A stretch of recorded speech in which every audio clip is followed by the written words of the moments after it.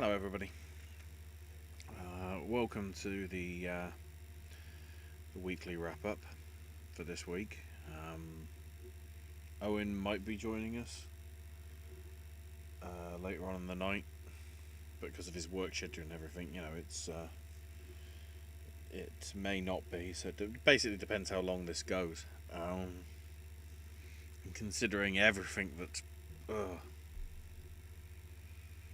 I'm joined by my friend Billy, who we had on last week for greatest wrestling match ever. Which Hey, hello. it wasn't, but No, it wasn't. it was still pretty damn good. Um, we'll get the I'm fallout still, from that in a minute, I'm still trying to get over the ninjas. and we'll get the fallout from that as well.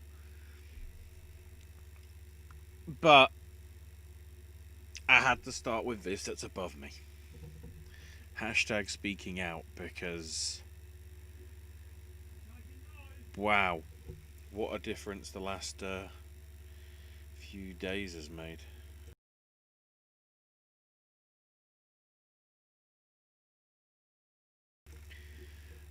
Yeah. So, I mean, the best thing I can do is a timeline, really, for all this sort of stuff. Let me head to my notes. Yeah. So, it was Tuesday or Wednesday that um, accusations came out regarding David Starr doing a lot, doing a lot of, who's been, prolific on the scene for a number of years, part of the whole We the Independent sort of movement, and the former girlfriend accused him of sexual assault. He denied all the allegations in a statement, but I somehow think it's some of the wording that happened.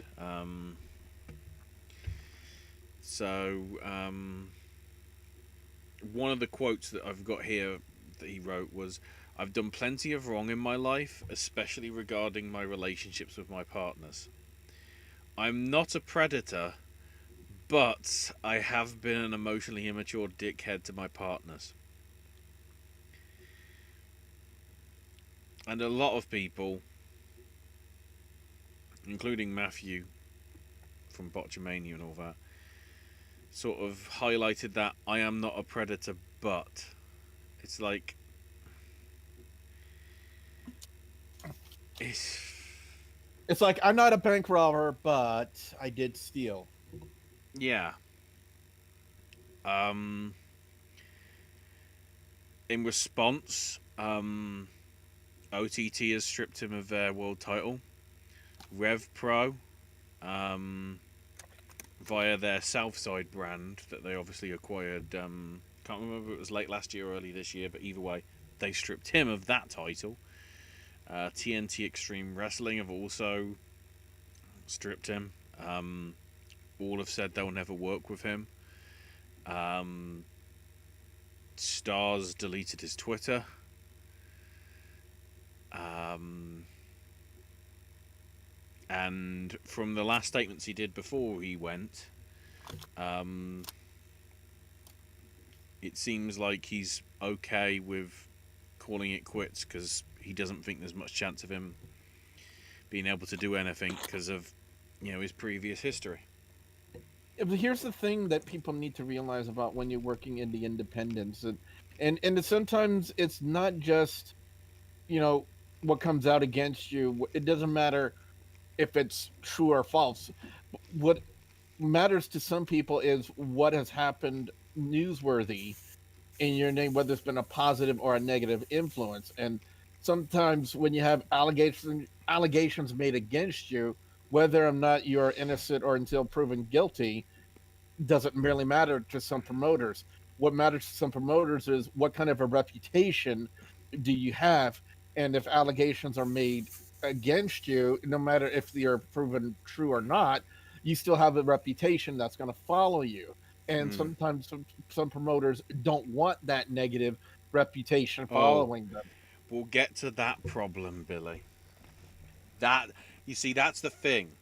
This was sexual assault, and I'm not trying to sort of downplay any of the accusations that we're talking about over however long this bit goes before we get to the normal stuff.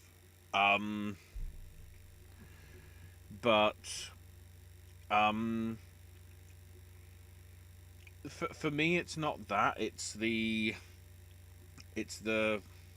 well, we've seen it in a lot of various things. I mean, case in point, the whole Black Lives Matter more now hybridizing itself into a question on the level of police brutality and police response to certain situations. Um, since the George Floyd issue, Mm-hmm. and I think I think Star's response didn't help the issue. No, it Um, didn't. Not at all. You know what I'm saying?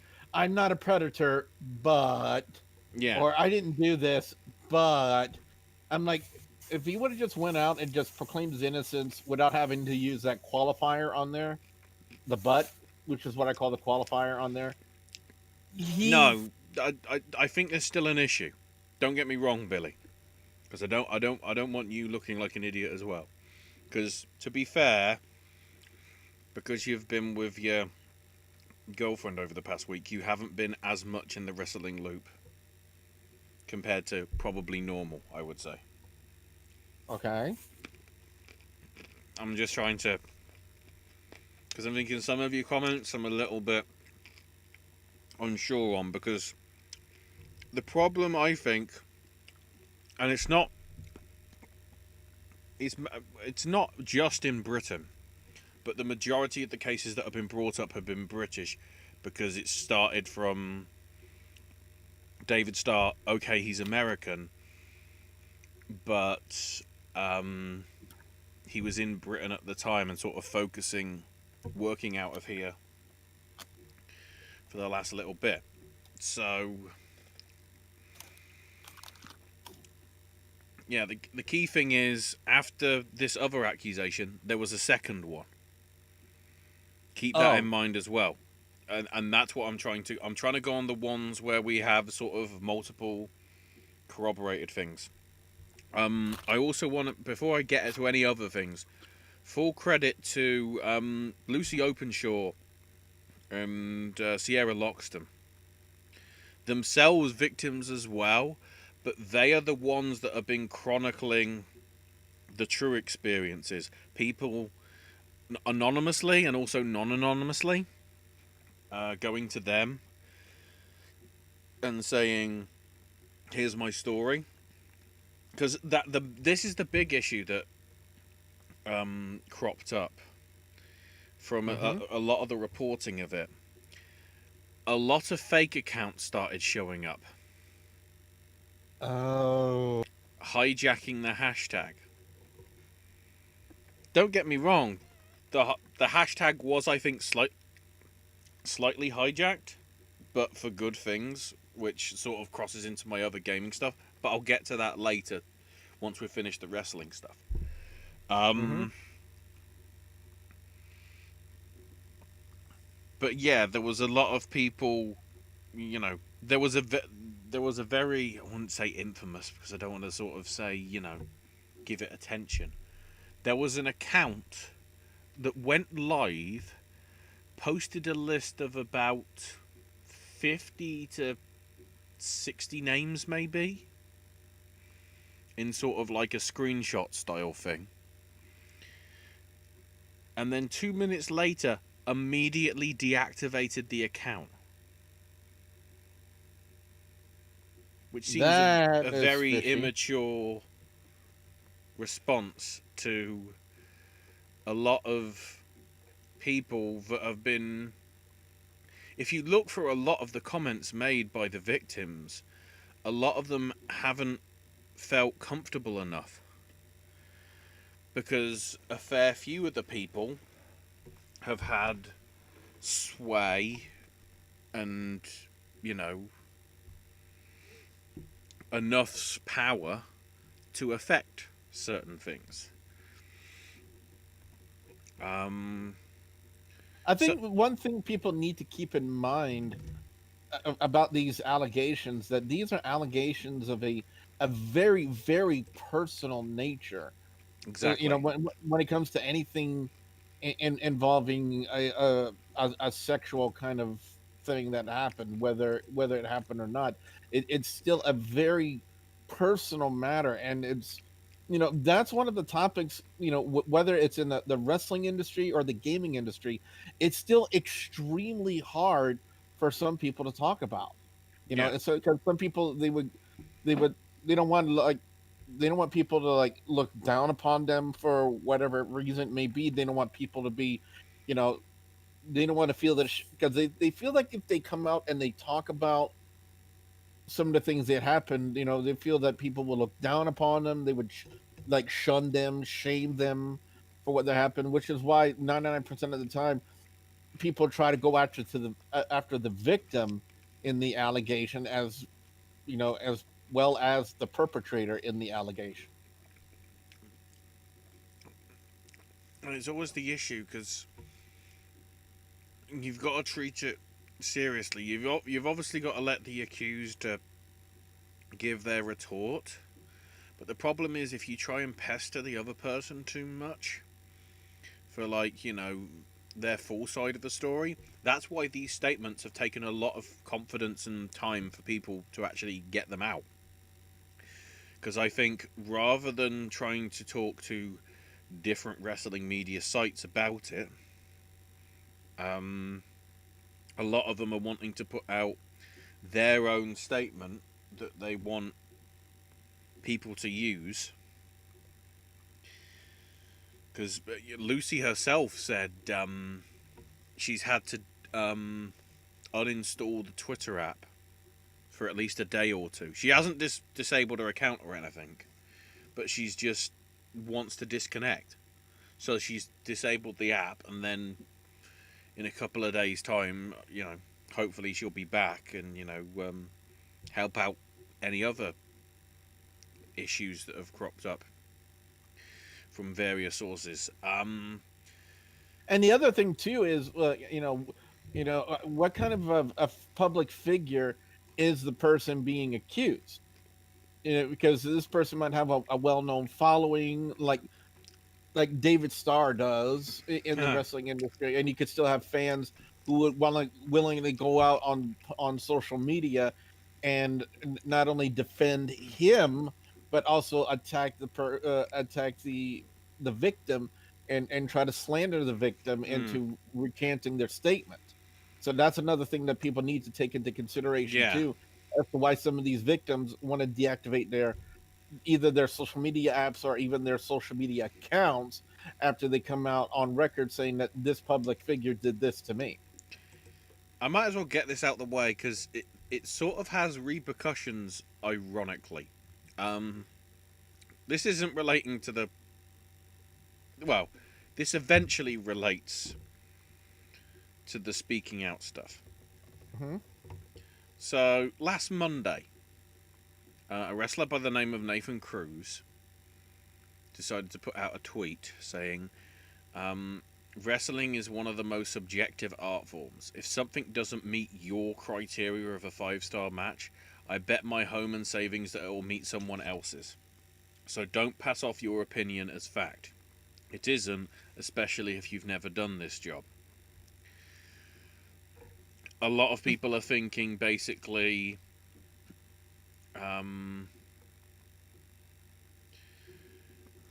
because he wasn't getting good reviews for his work from the various different sites out there, he decided to put that statement out. I Um, think what I can comment on about this is there are a lot of quote reviewers on the internet, whether it be in the YouTube wrestling community or not, who have garnered themselves such a following and such a fan base, I would say, to the degree that when they go out and on social medias and they do say something, they 9 times out of 10 try to pass off their opinion as fact. And it's all because of the fact that they had this swelled ego, this thing in their mind that, like, hey, people are listening to my opinion. They're thinking my opinion actually means something. So I'm going to pass it off as fact. And that's how some people in the actual wrestling community interpret it as that Hmm. these people even well how would you interpret it as? No, I see that. They're going to feel personal about their own work. The issue is then a wrestler by the name of Mad Kurt decided to respond, "Okay, Boomer," because it's sort of the whole idea is if you spend too much looking at the critics and your stuff, you ain't gonna have much chance to really sort of, you know, get Focus on your own work. focus on your own work. Um, so because of that, because of the OK Boomer thing, a wrestler by the name of Mikey Whiplash from ICW and various other promotions, ICW in Scotland, by the way, that is, decided to weigh in saying, well, Nathan Cruz being somewhat young, um, if he's a boomer, then I must be, old and whatever. And he brought up um, What am I? saying that the sort of comments that were made by Mad Kurt, because his gimmick online is that he is a keyboard warrior, like a troll. Mm. So in essence, by doing OK Boomer and getting these people rolled up, he's done his job as his gimmick. The only issue is Mikey then decided to use the whole people have died because of this sort of stuff. You're Wait, trolling. wait, wait, wait, wait, wait, wait, wait, wait, wait. Well, people have committed Roll back, roll suicide. back, roll back, and say that again. People, I want to get the actual quote. Um,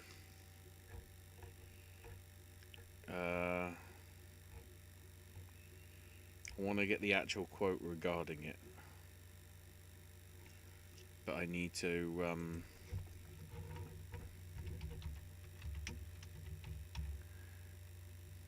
Hang on, I need to. Is it? I think it's Reddit. Reddit had the actual TLDR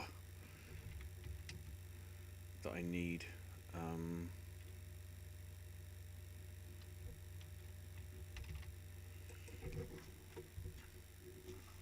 um, the hang on, I'm trying to get the actual tweet so I'm not misquoting.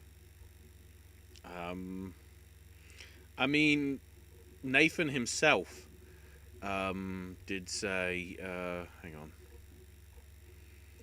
in response to veterans at being mad online sort of thing, and it said some people in our industry have taken their own lives because of how these reviews have been worded. Yes, that annoys me.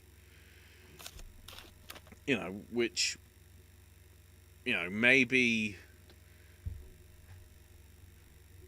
a factor and whatever. I'm hoping it's in relation to Lionheart, because of course this weekend was the first anniversary of his passing. Um, but the problem is, Mikey Whiplash decided to, in response to the whole Mad Kurt situation, I appreciate that your character is an internet troll, but just be aware you're having a good time making fun about people's age. I myself am in the age demographic with the highest percentage of suicides in males. Luckily, I'm very comfortable with my age and all the baggage. That goes along with it, but your character could have easily have commented on a person's Twitter and this could be a completely different story. Is playing an internet troll a really good idea with how the last few weeks have played out? Hmm. If which anything, a lot of people have said indirectly relates to Hana Kimura, where she was targeted by trolls relating to something in a reality show, not um, anything really to do with her actual ring stuff. by the way, those people who actually did do that to Hana Kimura, I hope you can actually look at yourself in the mirror, knowing that you're partly to blame for why she did what she did, and I hope that you're proud of yourself being a part of what you Yeah. did. So you know that that went down, and the way I bring it back, a few days later, uh, Whiplash is accused of sexual misconduct Oh, jeez. as well. Um, Nathan Cruz, worth noting, also deleted his Twitter account. Um, I only wanted to bring that up there though because yeah, allegations were made about Mikey when he sort of made some inappropriate comments, even this week that wasn't even relating to the sexual assault stuff. Um, which annoys me.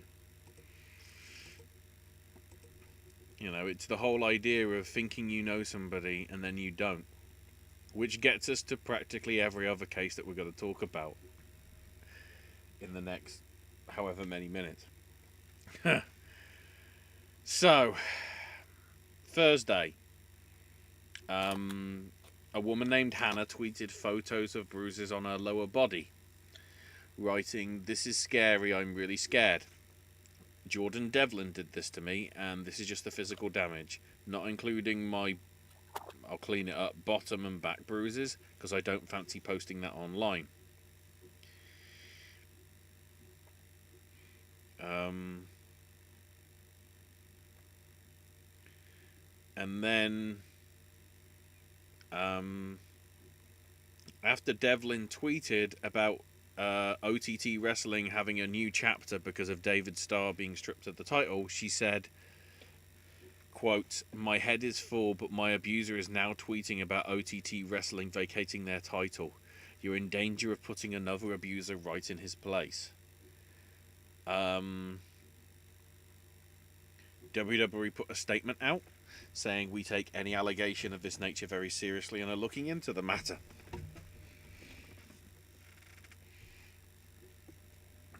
This then accelerated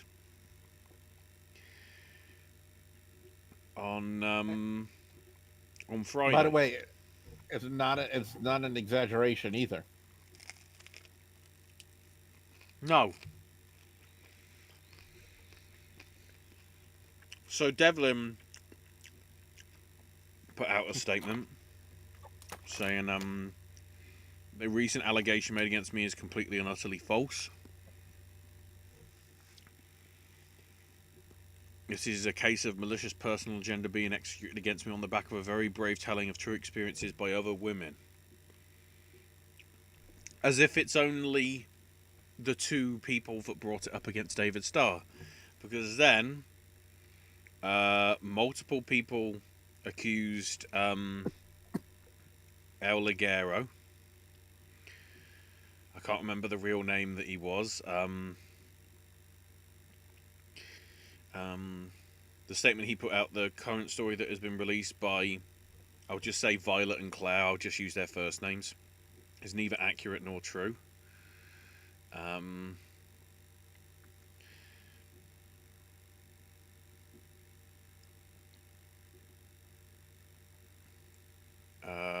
Regarding the other statements from other people, so so that's four just against Ligero. It's inappropriate. It's an embarrassment. It's a shameful way to act from someone in a position of trust, like he was. I apologise for my actions and hurt that I've caused. Thing is, and I found this today. via, I guess, I follow the right people that make this aware to me. There's a clip from whether it's a Preston City Wrestling show. It's a UK show, and it's still on YouTube. And it's a it's a well, You okay? You okay, Ash? yeah. Problem of eating food when you have this, if it goes down the wrong hole, it causes problems. I can imagine.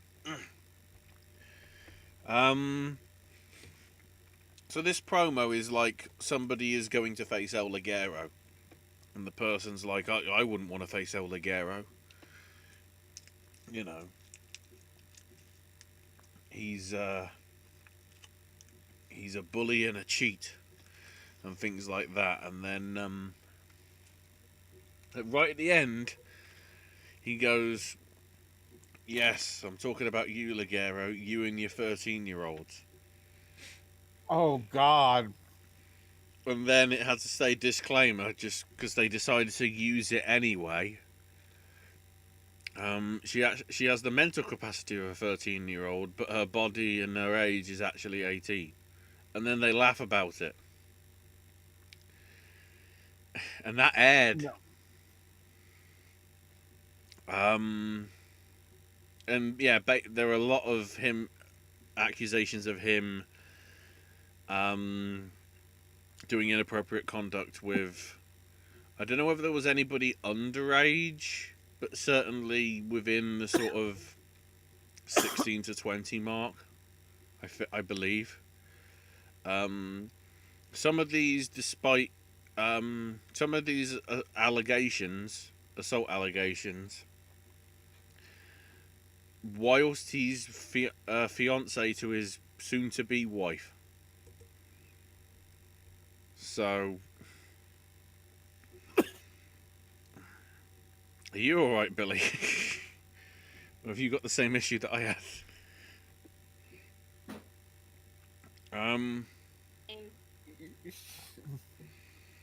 So, then Dave Lagana, Vice President of the NWA, resigns. Perswan, I don't know how to ever say that. Perswan. Oh. I'll just say due. Due to allegations made by pro wrestler Liv Savage on her Twitter account, Dave Lagana has resigned his position effective immediately, as well as production of NWA content. As well, all production of NWA content is temporarily halted, pending restructuring of executive management positions. So, in terms of what Savage said, she moved to LA in 2010 and was staying with Lagana and sharing a bed with him, but nothing was romantic or sexual in their relationship. She alleges that about 2 months into her stay,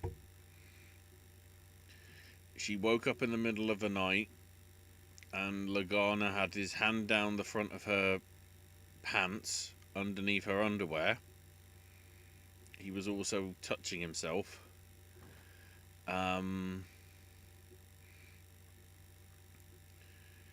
I pulled away from him hoping he'd leave me alone. He did. Then he kicked me out that week with less than a week's notice. Lagana has not publicly commented on the situation because I'm guessing there's a lot of lawyers going to be busy.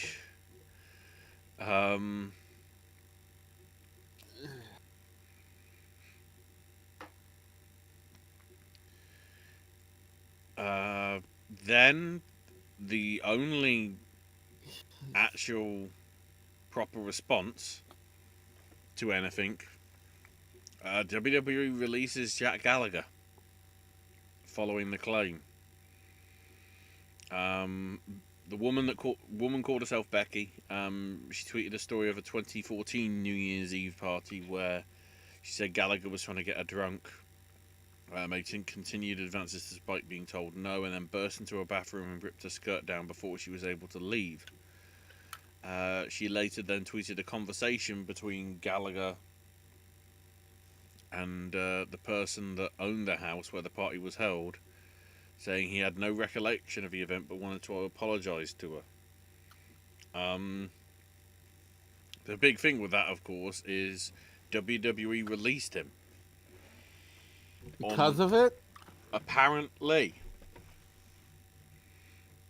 So how can they punish him for something that happened when he was not even a part of the company? I don't understand that logic. It's not like I'm defending Was he? Jack Gallagher, or but what I'm trying to say is, if if an allegation comes out that happened before you were at your said job, and the people are looking at this came out against you before you started working for us, so we're going to fire you because Well, that's the thing.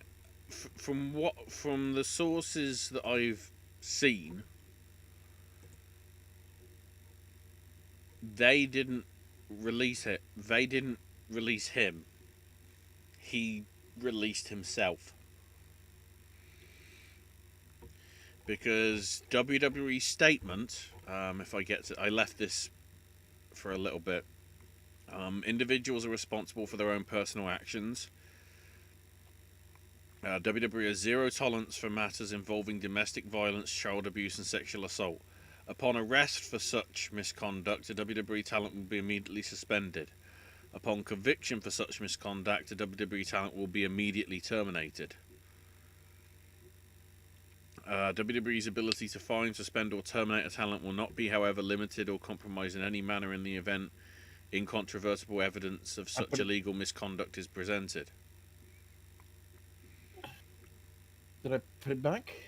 Because then we get to the most awkward one of the week, considering what happened on television, which partly involves Gallagher as well, but Matt Riddle, The other medicine I take. Candy Cartwright, herself a wrestler, made allegations of improper conduct from Riddle during their times on the road. I'm guessing on Evolve shows, probably, because they were in a relationship at the time. But yeah, he threatened her with physical violence if according to her anyway, a sex act wasn't done, which a different sex act occurred. A different sex act occurred in order to sort of, she felt, not have any repercussions from it.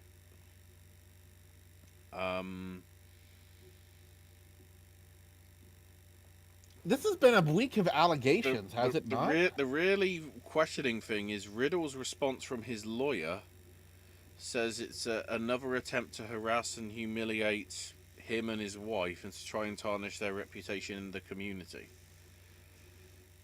They've been aware for the last 2 years of this performer stalking the Riddle family.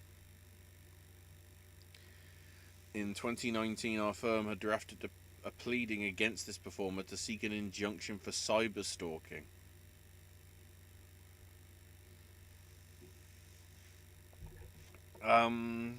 So these allegations come out, Thursday into Friday. Well, Friday, I'd say, really, when they got traction. And then, lo and behold, Matt Riddle's front and center affecting AJ Styles' IC title celebration and challenging him to a match, which I'm pretty sure he won. And then, 205 Live has the debut of Jake Atlas, which should be a good thing, taking on Jack Gallagher. And if you go to anywhere on the WWE site, it's as if Jake Atlas beat an Invisible Man. There is no reference to Gallagher at all, but they still aired it.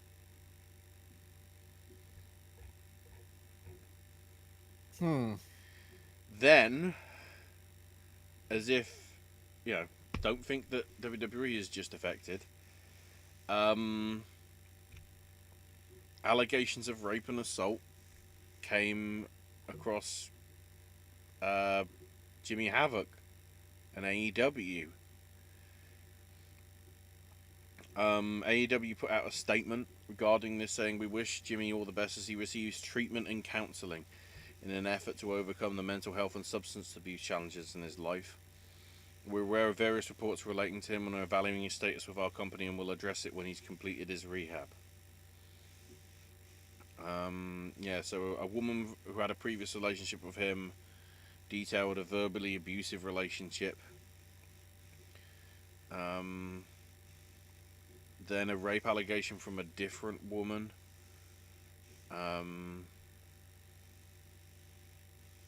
Which apparently wasn't consensual either. Then there was also an assault allegation from a man. There was a Progress Wrestling show. That's a name you'll hear in a minute. Progress Wrestling show. That the fan went up to him as Havoc was drinking at the bar and said, "Well done on your match tonight." And Havoc apparently punched him in the face.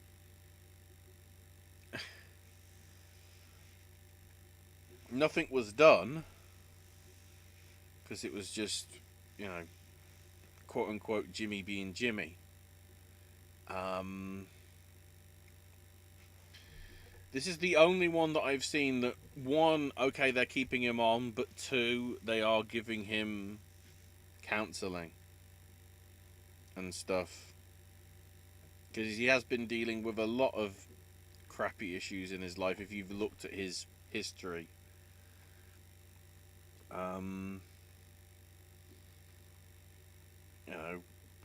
It's fair to see that they're waiting until the rehab's done, rather than, immediately getting rid of him, which could just make the rehab even harder for him. Because the idea from all of this is, we don't want people dying. We don't want people committing suicide because of these allegations, whether true or not. We've had enough of suicides in this business. Yes. Yes, we have. So then,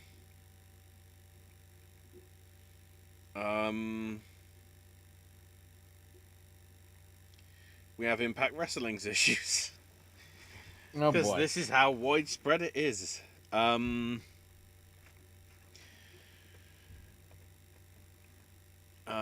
wrestler named Ziggy Haim tweeted that after she met Dave Chris, she was sent unwanted photos but was blown off because she was only 20. And Chris did that to everybody, adding that he had feelings for her even though he had a girlfriend. Then later retweeted several other stories about Chris shared with her by other women. One of which I vaguely remember telling you about in the last couple of days, Billy. Mm-hmm. Supposedly they, tortured somebody. I From what I remember you remember. mentioning something about that. I think it was torturing a sister or a brother, wasn't it? Or something. Then again, that was in their sort of childhood days, so maybe, it shouldn't have brought it up. But obviously a lot of stuff came up. Then, then I'd say the biggest one, Joey Ryan. Uh-oh. One case is how, A woman picked him up at the airport for a show and groped her breast and thigh, trying to get her into his hotel room. She told the promoter about the incident, was apologised to, and said they wouldn't book him again. 18 months later, they booked him again. But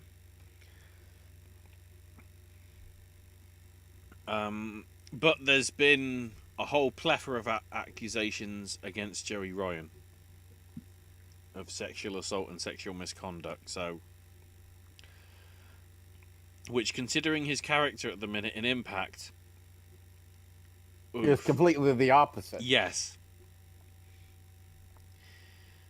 And because they filmed everything, whether they'll have to do a cornet like with NWA and just not air it, cut it out, and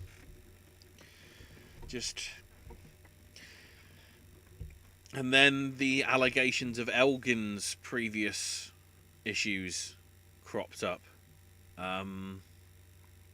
So Anthem themselves said, this has been a week of just nothing but allegations coming out against someone and so on and so forth. Because it's just been nothing but that. Because people have now got the confidence to, because other people are willing to share their stories.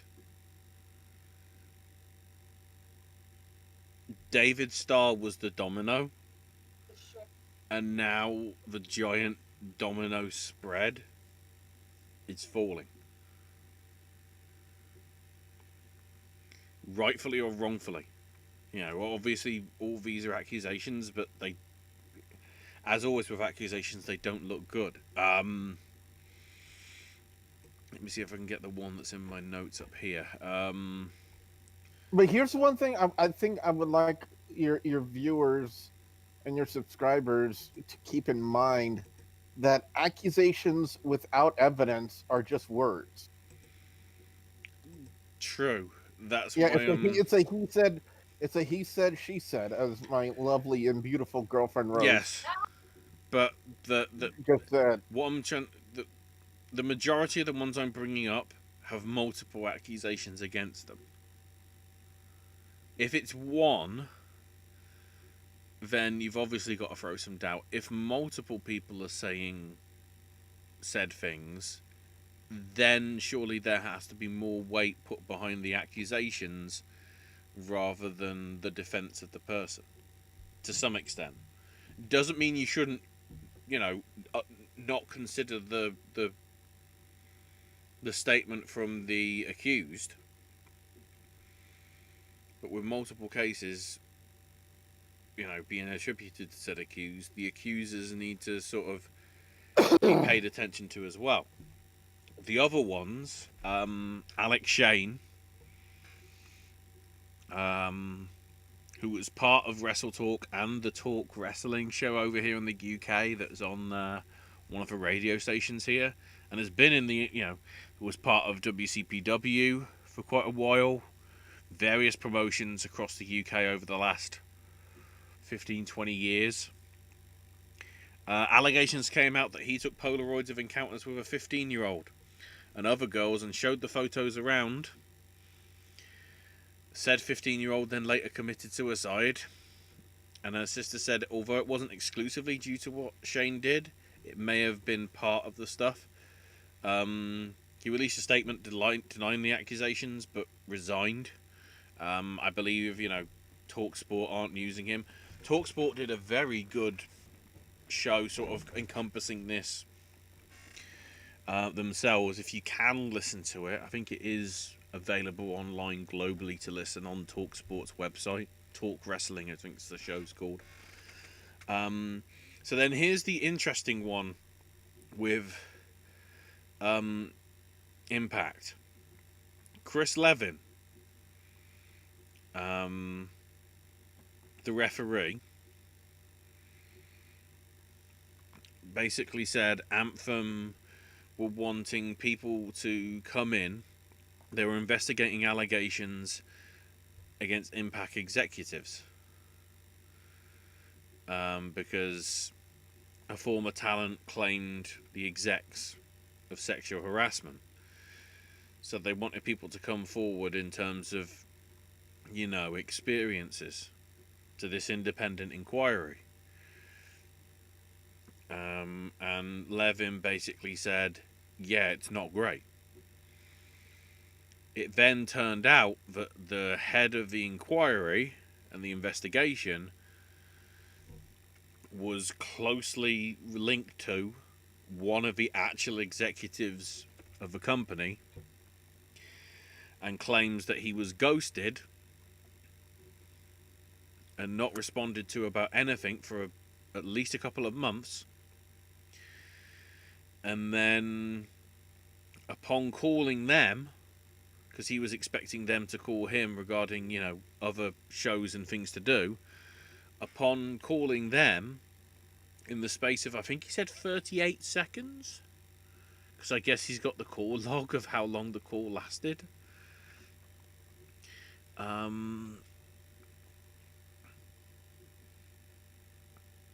He basically said, because I think because he hadn't heard, if he hadn't heard anything, he was basically leaving the company, despite still being under contract and everything. So upon putting the statement out, he reached back to Impact and said, to them, this is how I feel. What should have happened? And they said, "Oh, okay. Well, we wish you the best." And basically, that was it. And then the statement was they actually fired him, despite the fact that he's the one that quit on them. So a lot of people are saying, get the Anthem execs involved. Chris was very much, well, if they're part of the problem, what are you supposed to do? Vicky Haskins, wife of Mark Haskins, alleged that Brian Dixon, a big promoter from here, who's been going for the last 3 decades, got a photographer to take upskirt photos of her, claiming that she was told the photos were for Brian's private collection. Then the big one that sort of shocked me, especially because I've been rating her as a talent to watch, Millie McKenzie, and in turn, really, her tag partner, Charlie Evans. Millie McKenzie was in a relationship with Travis Banks, her trainer at Fight Club Pro, or out the Fight Club Pro, school. Kiwi Slicer, Travis Banks? Yes. She was 16, he was 30. Oh, God. And obviously, age of consent is 16 here. Oh. So there's nothing wrong with that. But there's a lot of people saying, why as a trainer are you dating your student? Regardless of age. And she made... I kind of know. I'm not going to release names because of, it's their privacy, and if they ever want to come out about it, I'll leave that up to them to talk about it. But there are a couple of people I do know where one of them was training them to be in the ring, and they ended up being in a relationship. Now, age-wise, it wasn't that much of a difference, as I'm pretty sure that's the point you're going to make. And because I think the point of allegation that you're making, that this is a trainer having a sexual relationship with a trainee. Yeah. To be honest, it's probably more of the age difference, because it's practically double the age. Yes. And the thing is, she believes, and her tag partner Charlie Evans, I can't remember, her allegations were against Travis as well off the top of my head, but she believes because she shunned him away,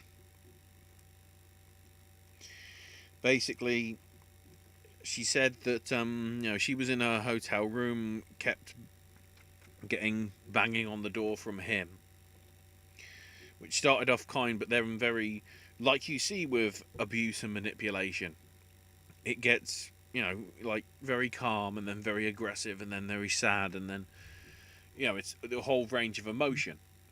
Um, she feels after she shunned him because she wasn't interested anymore at the time, she feels that at both Fight Club Pro and Progress, that the opportunities that she could have had might not have been taken away because obviously Travis being a trainer would have influence certainly over Fight Club Pro's booking, and being a veteran sort of in Progress would have some sort of influence there as well. I haven't thank this is might be my only swearing on the show because I think I'm allowed to drop. I'm allowed to drop some without affecting the restrictions on monetization on this stuff. Thank fuck. He said blank. He didn't say F word. He said blank. I can't remember what I was talking about.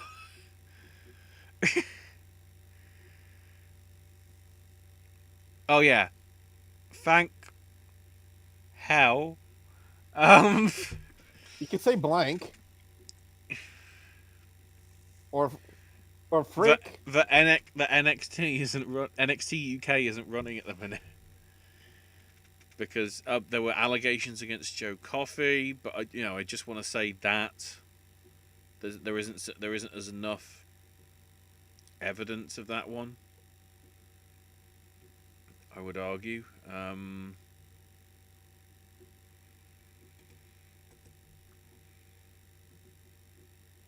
But yeah, so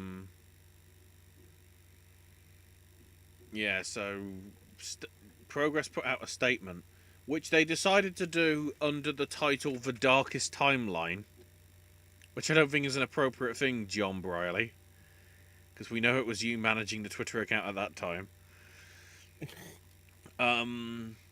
They said obviously David Starr will not be working for Progress. Mark Paz Parry will no longer be working for Progress, so that was more allegations. Travis Banks will be suspended indefinitely. Which is, why they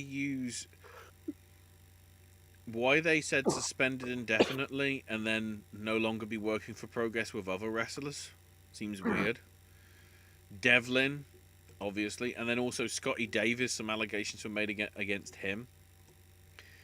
I don't want to say I understand his defense, but apparently both of them were like 17 or 18 or 18 or 19 at the time. So neither were really sort of adults, mainly. But either way, they're not great statements that have been made. So the irony, of course, that Davis and Devlin were tag team champions. So of course the tag titles have got vacated. However, then because of certain things happening in Progress and things seemingly being dealt with backstage, Matt Richards, who became ring announcer, he was part of creative, I think, to some extent anyway, but certainly, became ring announcer once Jim Smallman departed. He tweeted, actually, before the announcement, he said, over the last few days, I've discovered that people who I previously regarded as friends have committed inexcusable and appalling acts. I wholeheartedly support those that have spoken out. My feelings can't possibly compare to the impact this will have had on those affected. This morning, I made the decision to step down from both my roles in creative and as ring announcer at Progress. quite openly and honestly, I've fallen out of love with wrestling. Which is apparently is how a lot of people feel. And considering everything that's, especially because it's the British scene, I sort of understand that. Mm. The thing that really was interesting, though, is what cropped up from Progress 4 hours ago. Because other allegations were also made against Glenn Joseph, the one of the other thirds. Apparently, he was doing some inappropriate conduct as well. Which, as 1/3 of the owner as he was at the time of these allegations with Jim and John, not good either. So 4 hours ago at 10 o'clock on the dot, UK time, so I say about 4 hours ago at least of this going out live, because yes, somehow we've been talking about this for an hour, but I felt that we needed to actually talk about this rather than just do it as a side thing, because this is seismic that's happened this week. The statement read, when it comes to Progress, huge change is needed and huge change has begun. Glenn Robinson and Matt Richards are stepping away. Vicky Haskins, previously mentioned, accused and, has been helping people out, is involved. Luce, who is also female, like Haskins is involved. James Amner is involved. And it says more on this tomorrow. Michael Oku, who I believe has previously been involved. Yeah, he's the OJMO. He's been having some good matches on the UK scene over the last few years, I would say.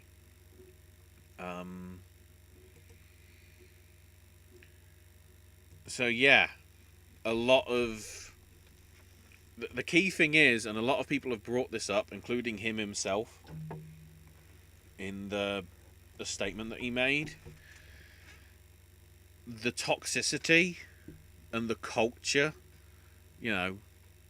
not just affecting black wrestlers and their opportunities, like we've seen previously with the whole, for the culture thing that ACH did when he was having his Jordan Miles issues in WWE and other stuff. But also having women involved. Sort of doing the simple standards like having separate sex dressing rooms. Not having a dressing room where the men and the women have to change together.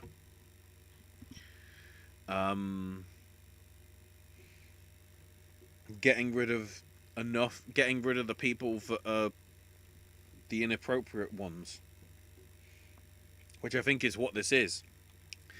Because to me, this is, considering the allegations, a purge that the wrestling industry needed. In all honesty. If you're going to clean up wrestling, you need to cut out the poison in order for it to cure. I think that makes sense, Billy. Yeah, you'll get no argument from me about that. You got to weed the bad out and leave the good in there. Yeah.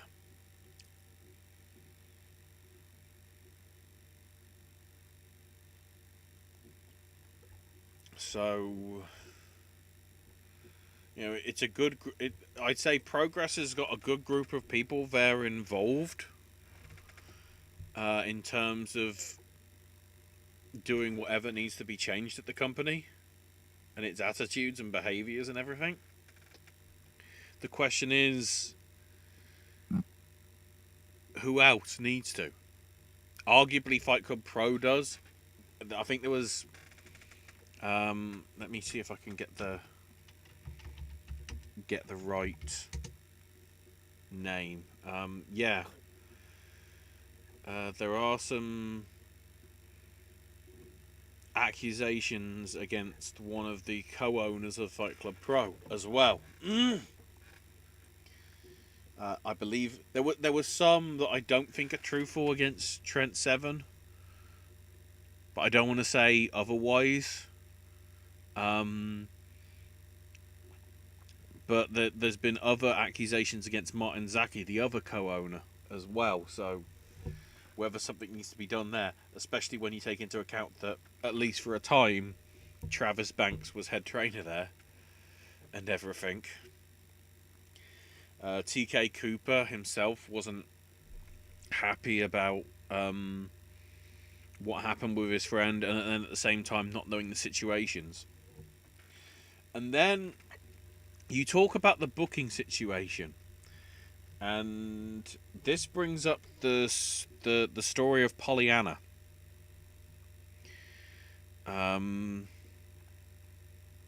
So she's been in and out of wrestling for a number of years, and she was. Let me see if I can get it.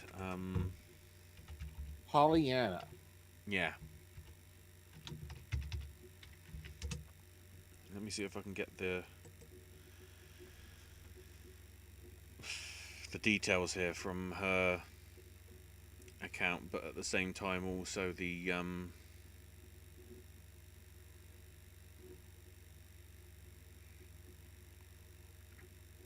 situation.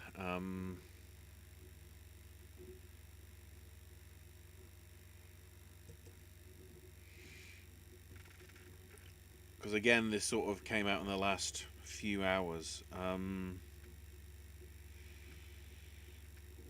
There's been allegations about Will Ospreay. We've obviously heard the allegations previously about him. Is it Susie Gibbs in AEW? Sadie Gibbs. Yeah, Sadie. So she was doing some stuff in Japan, and I think as part of a Stardom tour, and she had to leave before the end of it because one of her family members had passed away, and there was a bit of shade thrown at her from Will and her partner. Oh, sorry, his partner. Sorry, who obviously works on Stardom as well, B. Priestley.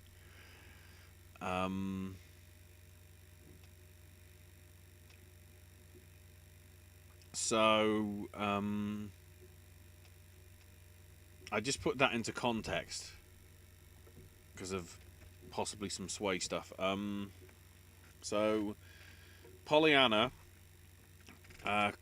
was sexually assaulted by Scott Wainwright, who is a friend of Ospreay's. And apparently it was alleged that he had companies cancel her bookings because she came forward about the assault, which he denied.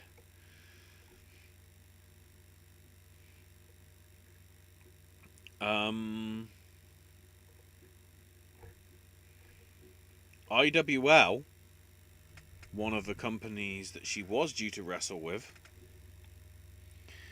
which from what I remember she wanted to wrestle Chris Renfrew.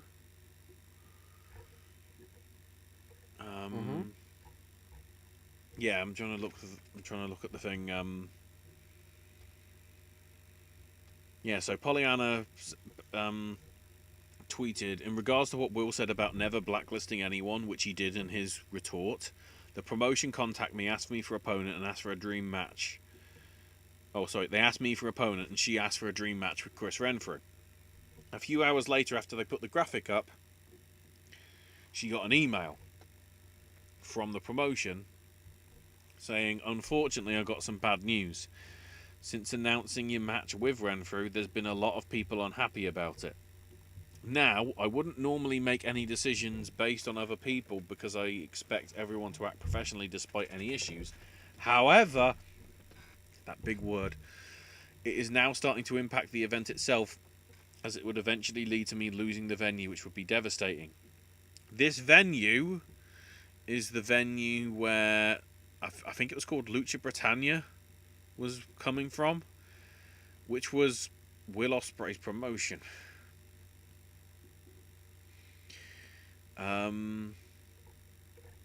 So the response was the response, the finishing bit as well. Having said that, I want to reassure you that I do not have any issues with you.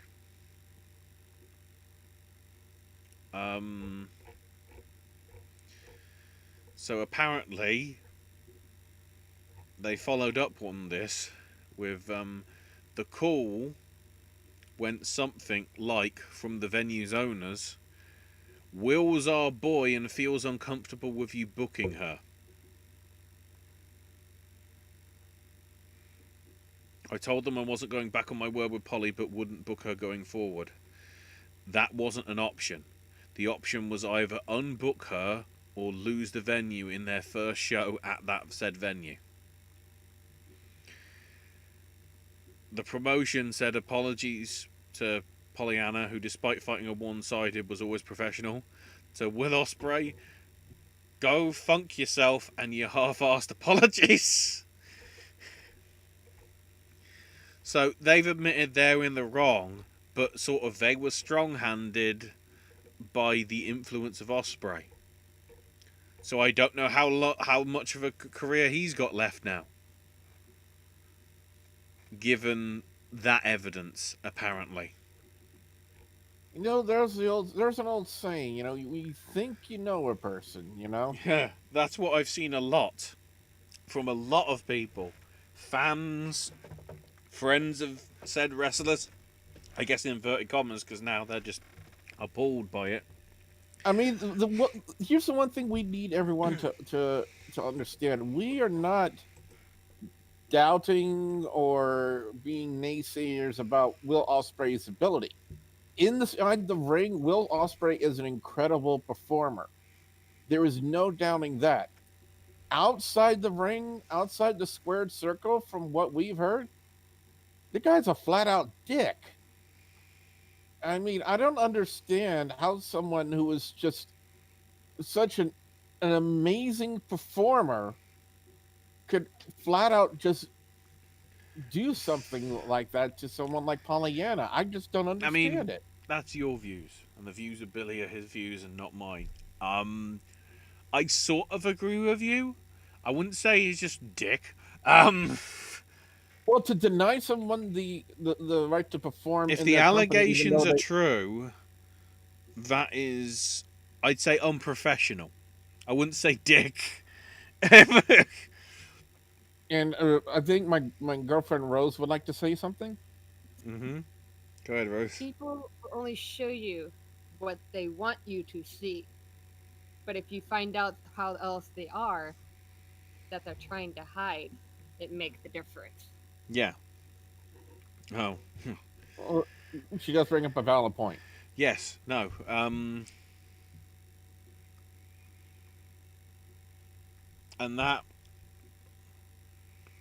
that's a major issue. There is one more that actually cropped up today, if I can find it in my news section, if I get it properly.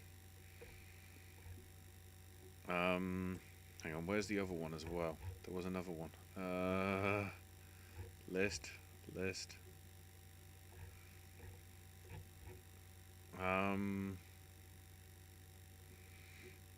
But that's developed today because it did come up, how in a statement, denying that he's ever been part of a group trying to blacklist her from wrestling. But yet, apparently, according to the allegations, he did. Yeah, the evidence has now come out since that looks awkward. Shikara, after having all the issues they've had in the last year or so with Rory Gulak and John Francis of Coronado, and allegations of inappropriate conduct with kids, Oh God. Kids, Chikara have announced that Kobold has been removed from their roster. They hadn't used him a lot anyway, but obviously he's off the alumni page. We've been made aware of a recent allegation about Kobold. We take all allegations of misconduct very seriously and are looking into the matter. Our priority is and always will be the safety of our fans, cast and crew. In accordance with this, Kobold has been removed from our roster. It's also very interesting that this week,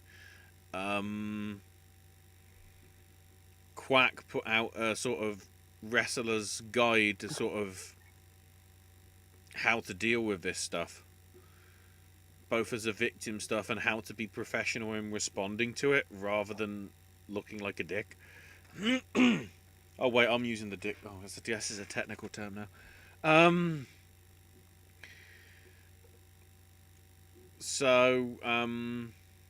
Inspire Pro Wrestling announced they ended their working relationship with Andy Dalton because allegations were made against him. But the interesting one, if I can find it, also relates to Chikara.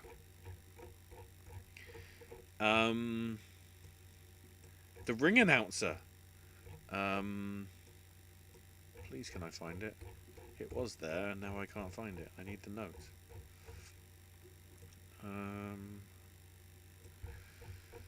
Is it up here? Yeah. MLW ring announcer Mark Adam Haggerty is gone from from MLW. But I'm guessing Chikara is probably, also going, yeah, no. Is gone from the promotion following text showing inappropriate exchanges between himself and an underage minor.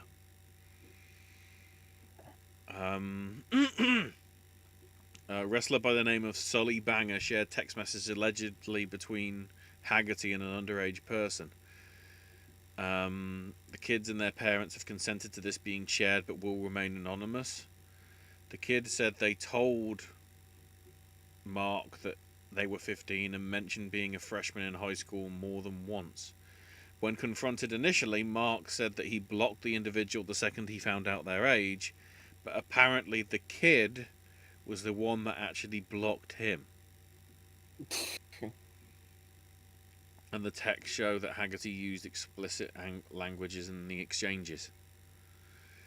But yeah, I as soon as I saw his face, I was like, okay, I know he's the MLW ring announcer, but he looks like the Chikara ring announcer, and apparently, yeah. On top of that, obviously, the allegations in the last few weeks have resurfaced regarding Velveteen Dream now.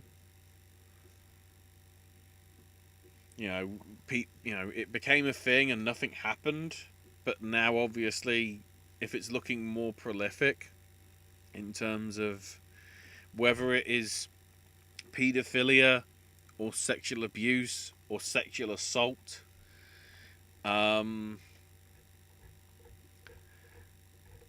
we're gonna need a fucking giant mouthwash to clean the crap out. That's all I'm saying. Yeah.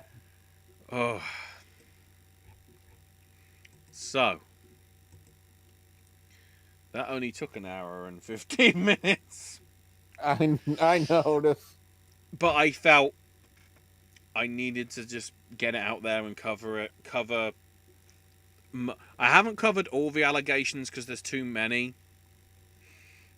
But the ones that I've personally seen that I personally stand by and believe that they're true, and I glanced over the Elgin one because that obviously was brought up before and there was mixed stuff regarding that. But the fact that we've actually had responses on Devlin and Bank, certainly, that's the one I feel most about because it's sort of arguably one of my closest promotions to me. And it's a promotion that I wanted to see do well, and it's like, how many matches now can't I watch because that person's an idiot, that person's an idiot? Which is annoying. So, let's transition, please, to regular Regular show. Thank God. Anyway, after all that has been covered, let's jump into covering the week so far.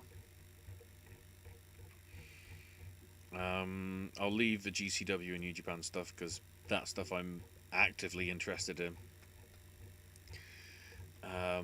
Compared to, well, I say to some of the stuff, we actually had pretty good shows and pretty good things happening, even on Raw and SmackDown, which is saying a lot.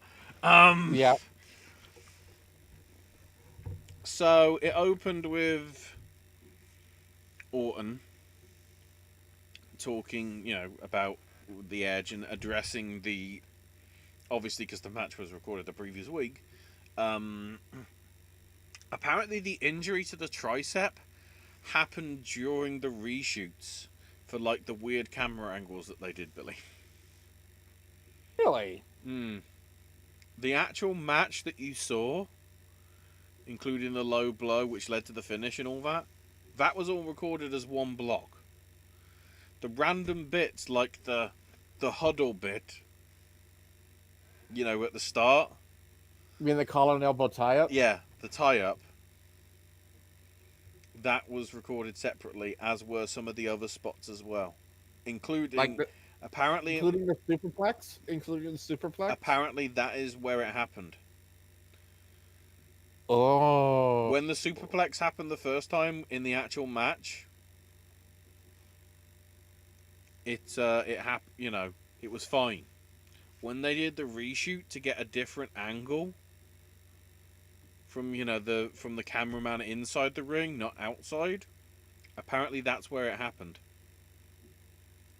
Oh, jeez. So if they hadn't have done different camera angles and you wouldn't have been hurt. Well, I'd say enhanced audio, but that wouldn't have changed anything. If they'd have just audio on my foot. If they'd have just done the match as it was, there's a possibility that he wouldn't have got injured. So Christian interrupted, not happy with Orton being Orton. So Orton said, I know you aren't clear to compete, but how about me versus you tonight in an unsanctioned match? So that built for most of the night. Then the opening match saw Kevin Owens beat Angel Garza, of which there was a lot of frustration between Andrade and Garza again. Which, Vega basically left them midway through from commercial. And then after the match, when they were still arguing, she came back and said, stop fighting. You want the same things, you need to fight together. Then MVP and Lashley are having some sort of strategy meeting, apparently. And Sarah Schreiber comes in for an interview and it says, did you not see it's a private conversation? And it's like, if it's a private conversation, what is there a camera there? Sorry. It's like Miz and Miz. I still love that bit. The following moment has been brought to you by the word duh. I still love that bit from Miz and Mrs. When Miz is like, I've got to tell you a secret, Dad. And Miz's dad just goes, oh, so you actually mean me and the 10 others that are part of the crew? It's just like, yes! Mr. Mazanin, you are my hero. So, it crops up with the Lana issue, and Lana's unhappy. She'd never do anything to hurt him and would do anything for him. She put her career over his. Dyed her hair brown. She got a divorce. MVP's the problem. And bloody MVP calls her a thought. And I'm immediately going, well, we can already tell that Bruce Pritchard's writing this and not Paul Heyman. Who would come up with thought? thought is what is said on Twitter by idiots. Not on a professional show on USA. Well, keep in mind, on this professional show on USA, we had the words beta cuck being said too. Tater tots. Remember Tater tots from Believe Yeah. Roman back in the day? So basically, then she says,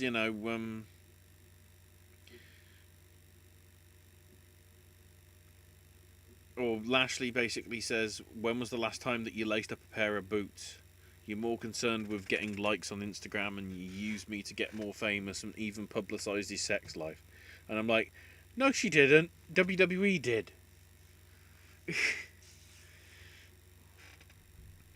And if she wanted, if apparently she was just using him for that sort of thing, maybe she should have slept with somebody more famous like Drew. And then of course Lashley's like, I want a divorce.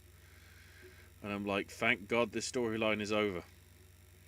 Can we also assume that with them doing that was also a way of letting us know that Lana's contract is on the up and out almost? Except it isn't. She signed a 3-year deal, I'm pretty sure. Like, in the last few months.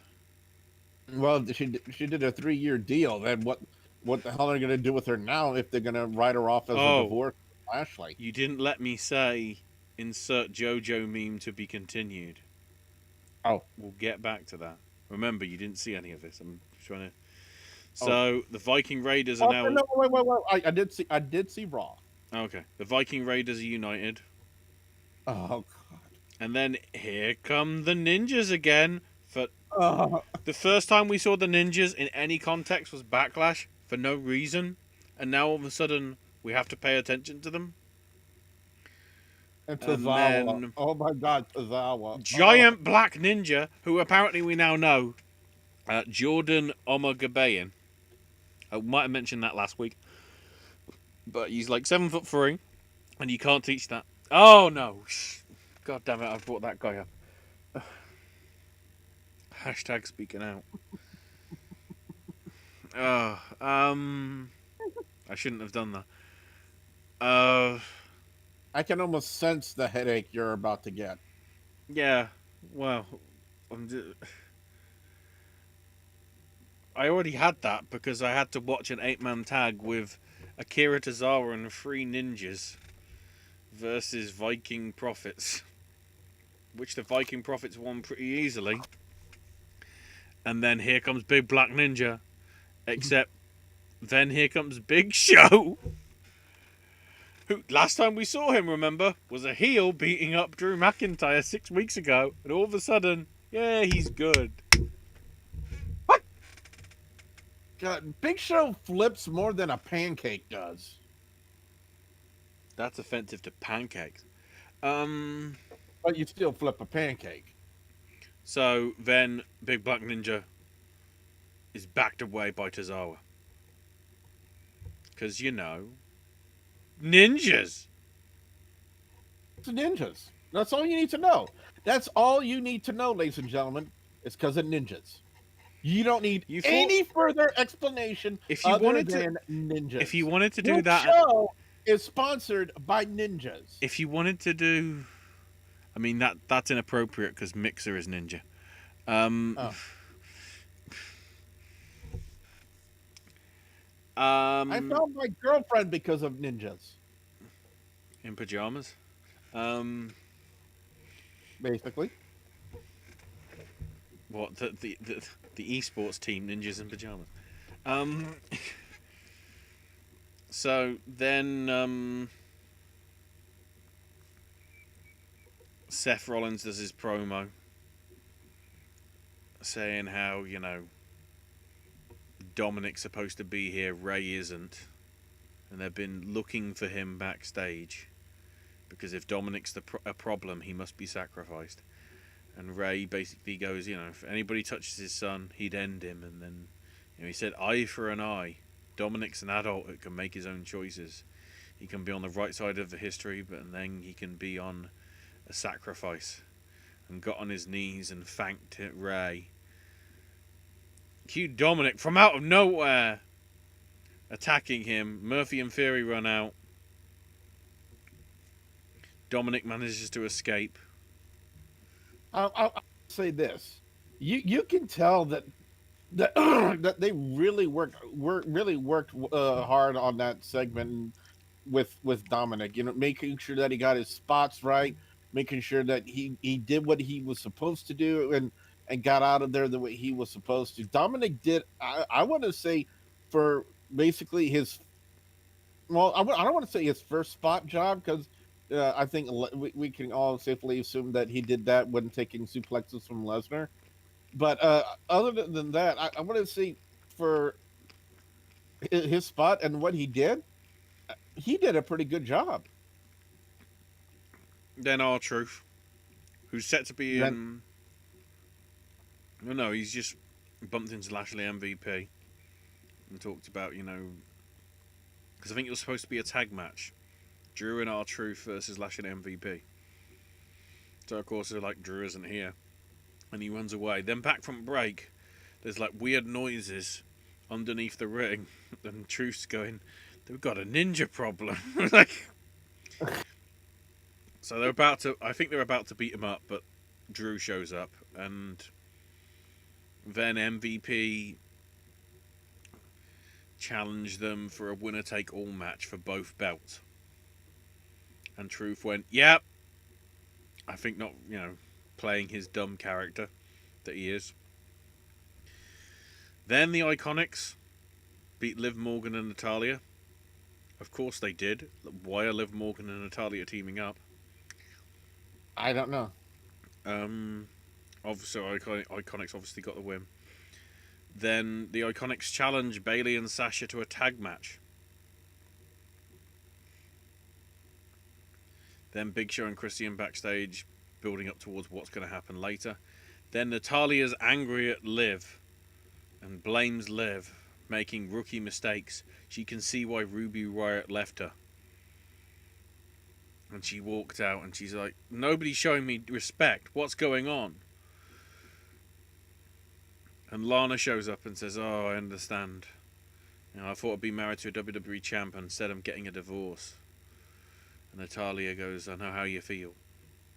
So either that means one, Natalya's getting a divorce, which is a bit awkward, or two, I honestly think Natalya and Lana are going to become a tag team. Oh God. And that's the actual to be continued. I think that's going to be a thing.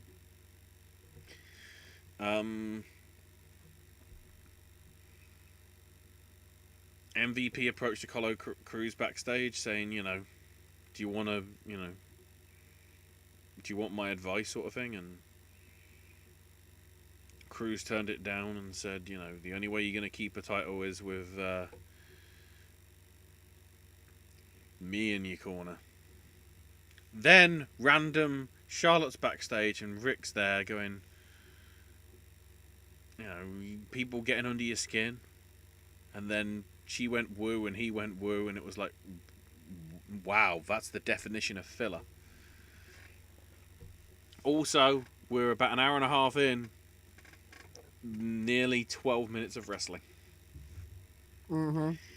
And then we had another 2 minutes because Apollo Crews beat Shelton Benjamin. We should make note of how Apollo Crews we also had Benjamin advising Crews to take MVP's offer because there is word that I don't want to call it Nation of Domination 2.0, but when you hear the names MVP, Lashley, Shelton Benjamin, Apollo Crews, Ricochet, and Cedric Alexander all in one stable, it just sounds like Nation of Domination. Practically. That's it, yeah.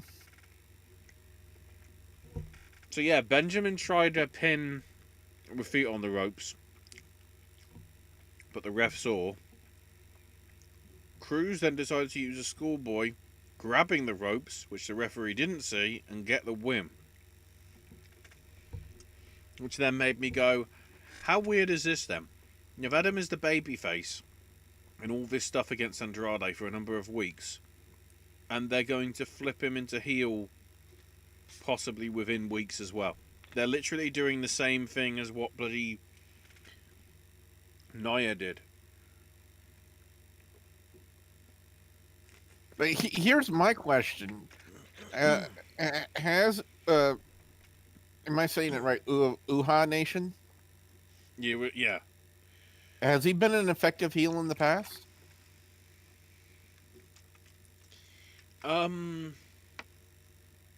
I've never really seen him because Uha Nation was part of a sort of like. He was never really heel that I recognised from his Dragon Gate Japan days. So they've never really given him the opportunity to. But the problem is, because of the timing, so quickly after being the face and then immediately turning heel, when, you know, the US title's been on a heel in Andrade for how many months? A fair few. So we don't need to go back to it, sort of thing. So,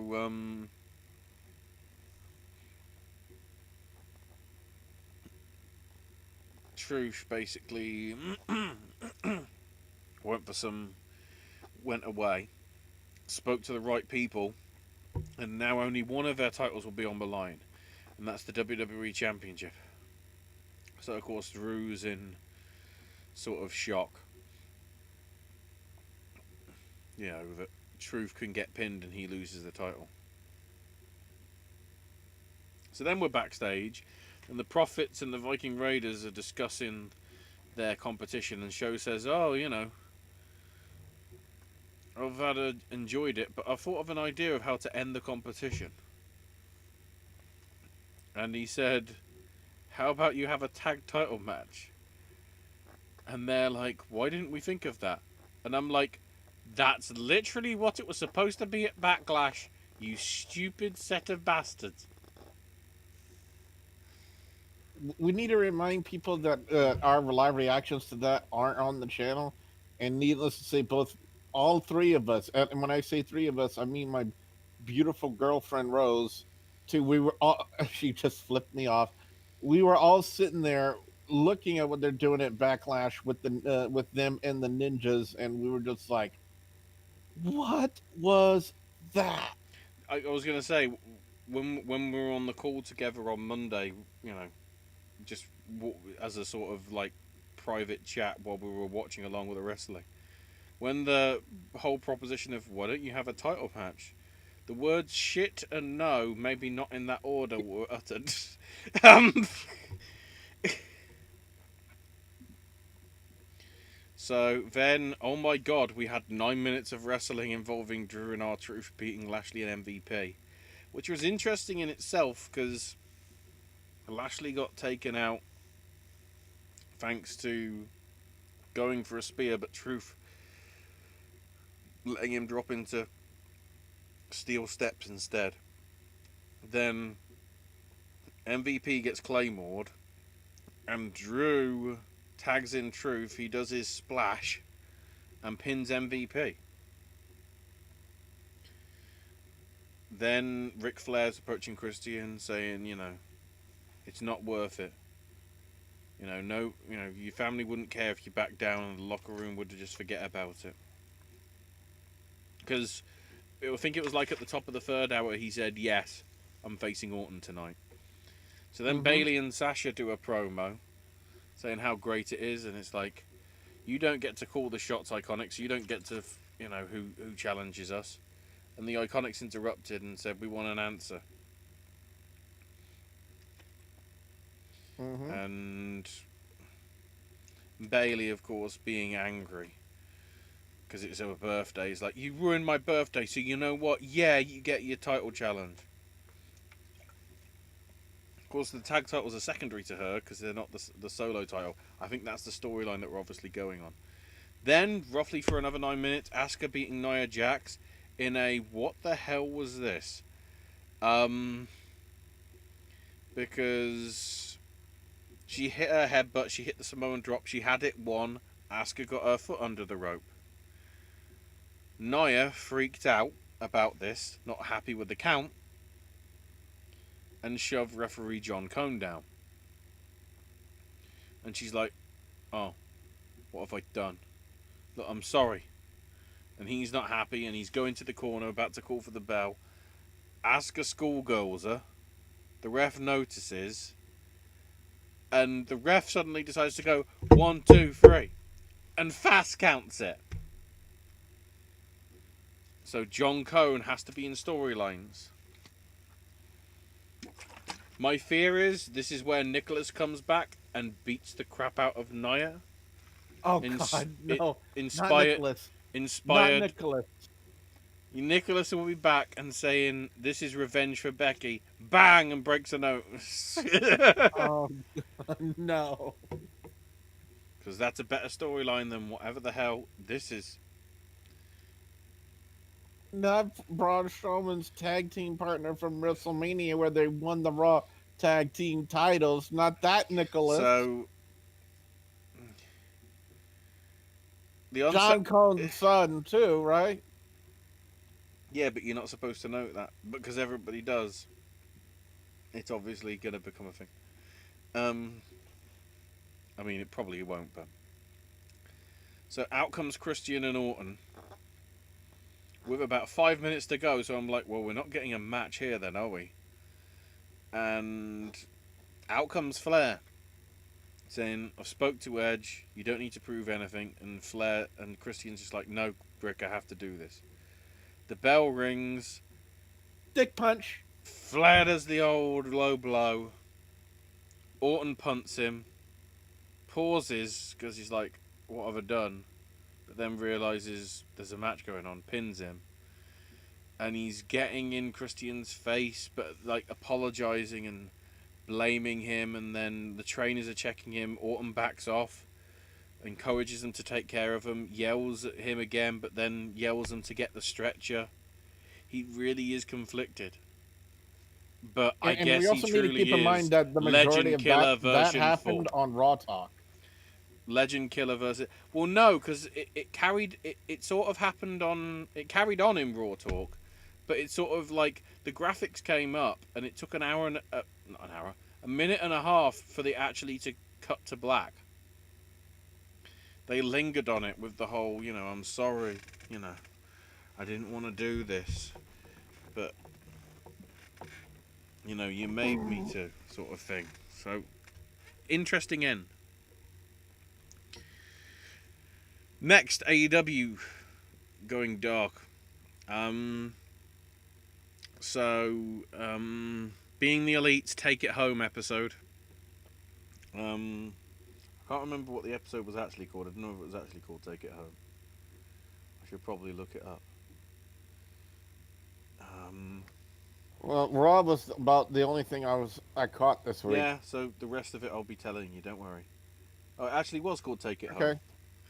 Home. So it began with a line with the bathroom, which Matt decided to jump to the front of by blading and convincing the others that his cut needed attention. Barged into the bathroom, but Nakazawa was on the toilet. And Matt said to him, "I'm bleeding. You gotta get out." Nakazawa holds up a bloody piece of toilet paper and said, "I'm bleeding too."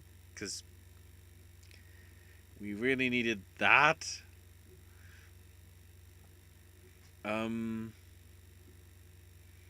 Then there was a travel montage with Cage and Luchasaurus in the same row on the plane with Brandon Cutler just stuck there in between them.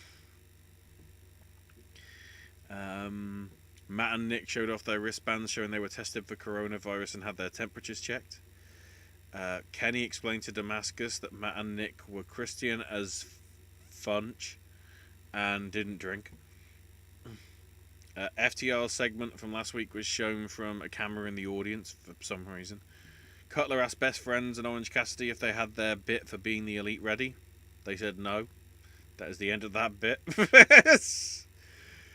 Daniels again explaining his colonoscopy, but this time to Shivani, Kazarian and Sky. And Kazarian just said, "Come on, man. This story's going on too long. Take it home." Up pops Damascus Hardy, explaining what "take it home" means via the power of broken brilliance. Then it's Boom Boom himself, Cabana, approaching Kenny backstage, saying that Chris Harrington was at home. And Kenny said, "That means there's no one here to protect you from me." And Kenny chased him to the ring and rolled him up for a free count. So I guess Kenny won the match. Maybe. Then Speaking Spanglish was back with explaining Czechia. Whatever that is. Best Friends and Orange Cassidy tried to think of a bit. Trent said that this has been the best year of their lives, and Cassidy was like, "I don't think so." Then Private Party and Matt Hardy approached Hangman Page backstage. Page has been drinking. Quen and Cassidy want the money from their backyard ladder match, but Nick interrupts, saying fans hated their fans hated the Private Party bit from being the Elite, and so they're cancelled. And so, of course, Page left without paying, because of course he did. Then in terms of the dark stuff, Jurassic Express beat John Cruz and the Capital Vices of Sin and Money, which was a very good. So much happened in the 5 minutes that they were given. It was just very action packed, which is, I guess, what you want to see if you're trying to get stuff done and get stuff over. SCU beat Brandon Cutler and Peter Avalon, so they keep losing again because lol. Big Swole beat Danny Jordan pretty quickly with the Dirty Dancing. Leva Bates was interviewed backstage and said that she had a plan to turn Brandon and Peter into winners. Except then they come in and start bickering and broke up as a team. Lance Archer squashed David Alley.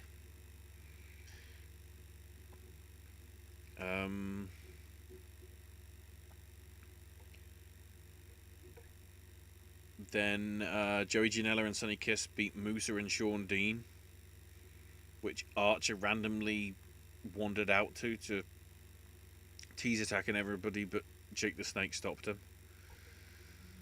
So, whatever. Brandy Rhodes and Ali beat Red Velvet and Kenzie Page, because this storyline with Ali and QT Marshall has to continue for whatever reason.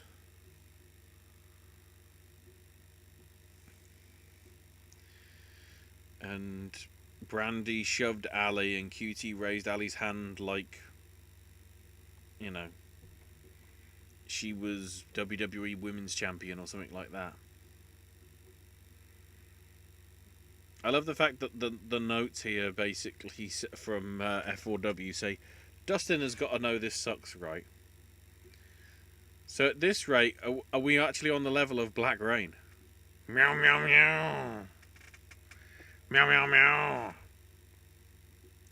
meow. Sean Spears beat Lee Johnson. The Dark Order, the returning Stu Grayson and Evil Uno, beat Brady Pierce and John Skyler.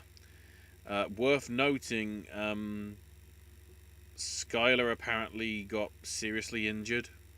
Will be out for 6 to 9 months because of this. So, Jimmy Havoc beat Griff Garrison. This aired before the allegations came out. Penelope Ford beat Skylar Moore, and Scorpio Sky beat Robert Anthony, because Robert Anthony is a safe pair of hands.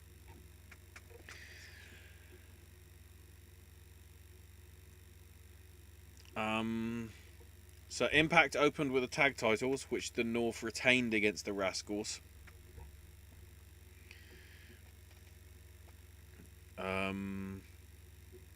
Very good match between the two of them. Torture rack into a spine buster from Paige and Alexander. Paige got angry that nobody was watching, however, and nobody will ever take the titles from them. They have no competition, and nobody appreciates their greatness. Jimmy Jacobson approached Ace Austin for why he attacked Trey Miguel a few weeks back. And Ace said he knew nothing about it. And says it's Eddie Edwards' fault. So who knows. Nevaeh beat Kimberly. So Kimberly, who's supposed to be heel, beat Nevaeh, who I'm pretty sure is supposed to be heel. Oh no, Havoc came to blows with Hogan and Kira Hogan and Tasha Steelz, who are heel. So I guess Havoc and Nevaeh are suddenly face. Some of the flip-flopping there is just as bad, Billy. Reno Scum and some staff are watching matches when the North approached them, asking if they were watching their match, but they were watching Ken Shamrock. Then we have Joseph P. Ryan talking about Jacob Christ and Crazy Steve.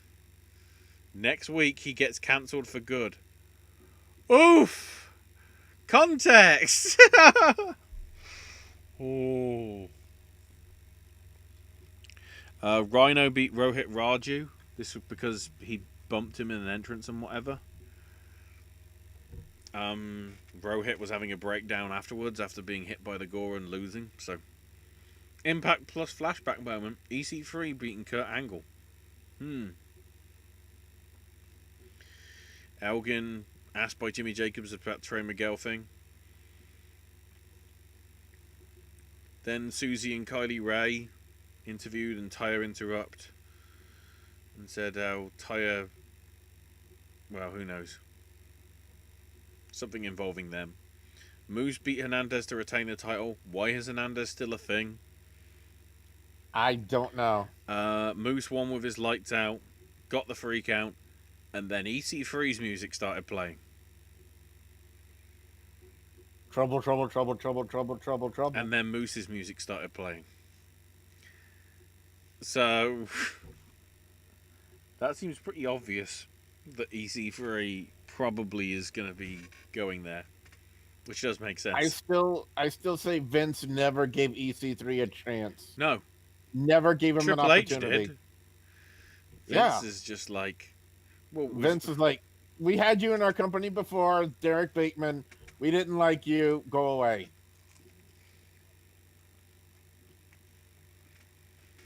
And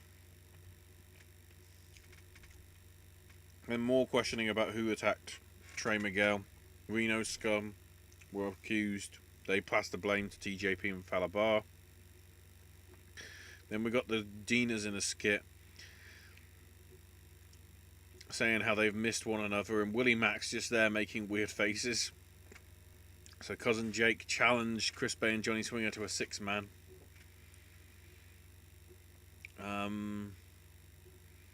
Reno Scum then beat XXXL of AC Romero and Larry D.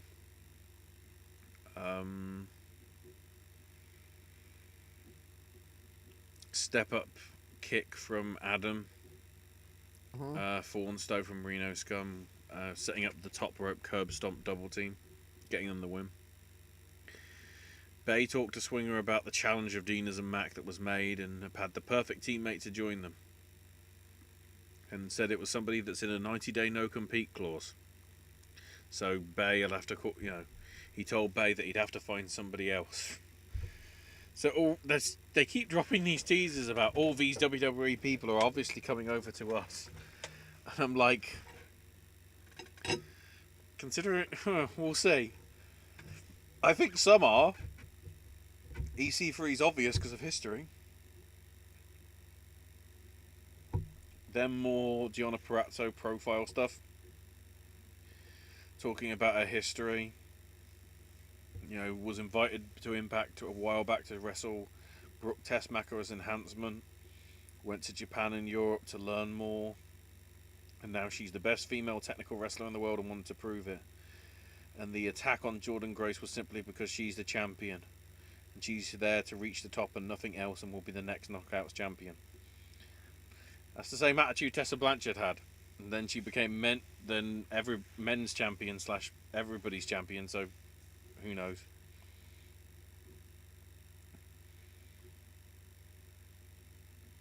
Perazzo then jumped Jordan Grace when Jordan Grace was interviewed about this afterwards injured Grace, locking her in the armbar. But Keith Abe injured, not actually, I think. Then Ace Austin beat Eddie Edwards in a street fight, which was pretty good, match as well. Except Madman Fulton apparently showed up, allowing Ace to get the win. So I guess Ace and Fulton are now a team, which I'm a little interested by. So we'll see. Then the NWA Carneyland stuff. The last stuff that we'll see, because thanks, Dave. The big thing that really came out of it was Danny Deals had been indicted for embezzlement, which meant that Nick Aldis was forced to leave the race for mayor.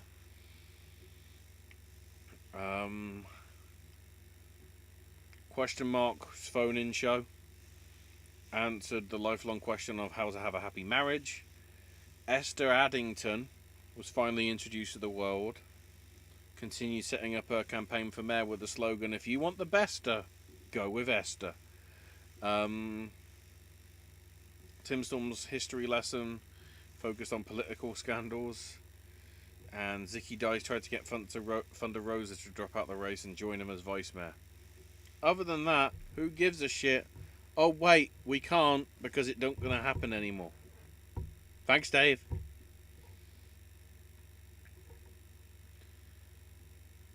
Not Meltzer, Dave Lagana. We covered him. Mm-hmm. NXT started with Imperium versus Emporium. They called themselves Emporium, Breezango. They came out to a remix version of Dvorak, which made me go, yes. Tyler Breeze was marsupial. I guess in relation to Marcel. And of course, Fandango was replacing Fabian. So of course he called himself Fabio. Because of course... Sorry. Does nobody remember the front cover of Castlevania, whatever it was? Oh no, there was some... Oh, was it a Wizards and Warriors game? On the NES that literally just had Fabio on the cover? From what I remember. I don't remember myself. Anyway, this got too convoluted because at the end, here comes Indus Sher with Malcolm Bivens. Here comes Oney Lorcan and Danny Burch to beat the hell out of them. Breeze knocked off the apron onto the teams brawling. Bartel and Eichner get the DDT combo on Fandango, get the win and retain. Then Velveteen Dreams in an interview. Are we going to see him? I guess they've already taped it, so we'll see. He brought up a picture supposedly drawn by Dexter Lumis of them as tag team champions, and Dream said it was a misunderstanding. You know, Lumis means nothing to him. He's a solo act. He might be an unemployed act, depending how things go, but we'll see. So then we see Damian Priest coming to ringside for a match, except we see Monsieur Cameron Grimes snooping around next to his car, just in the background, which will come into a matter.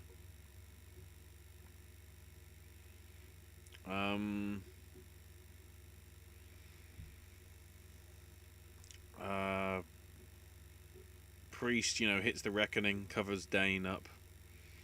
So then Robert Stone is, still out of it. Dane startled him as he was leaving the ring.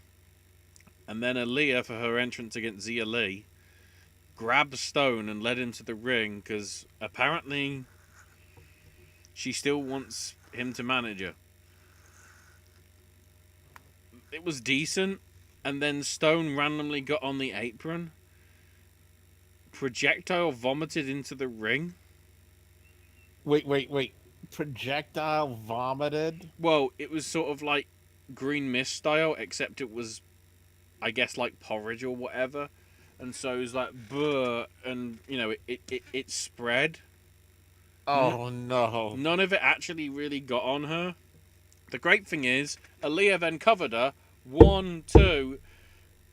Zia Lee kicked out for some reason. Then pinned her again. 1, 2, 3. So we had a balls up there. So, and then Stone was on the Wait, eight. wait, wait, wait, wait, wait, wait. She covers her the first time, kicks out at 2, then covers her again and gets the 3. Yeah, I think Zia Lee kicked out wrongly. Probably. I think it was supposed to be, distraction because of the puke. 3 count. But Zia wanted to move or something.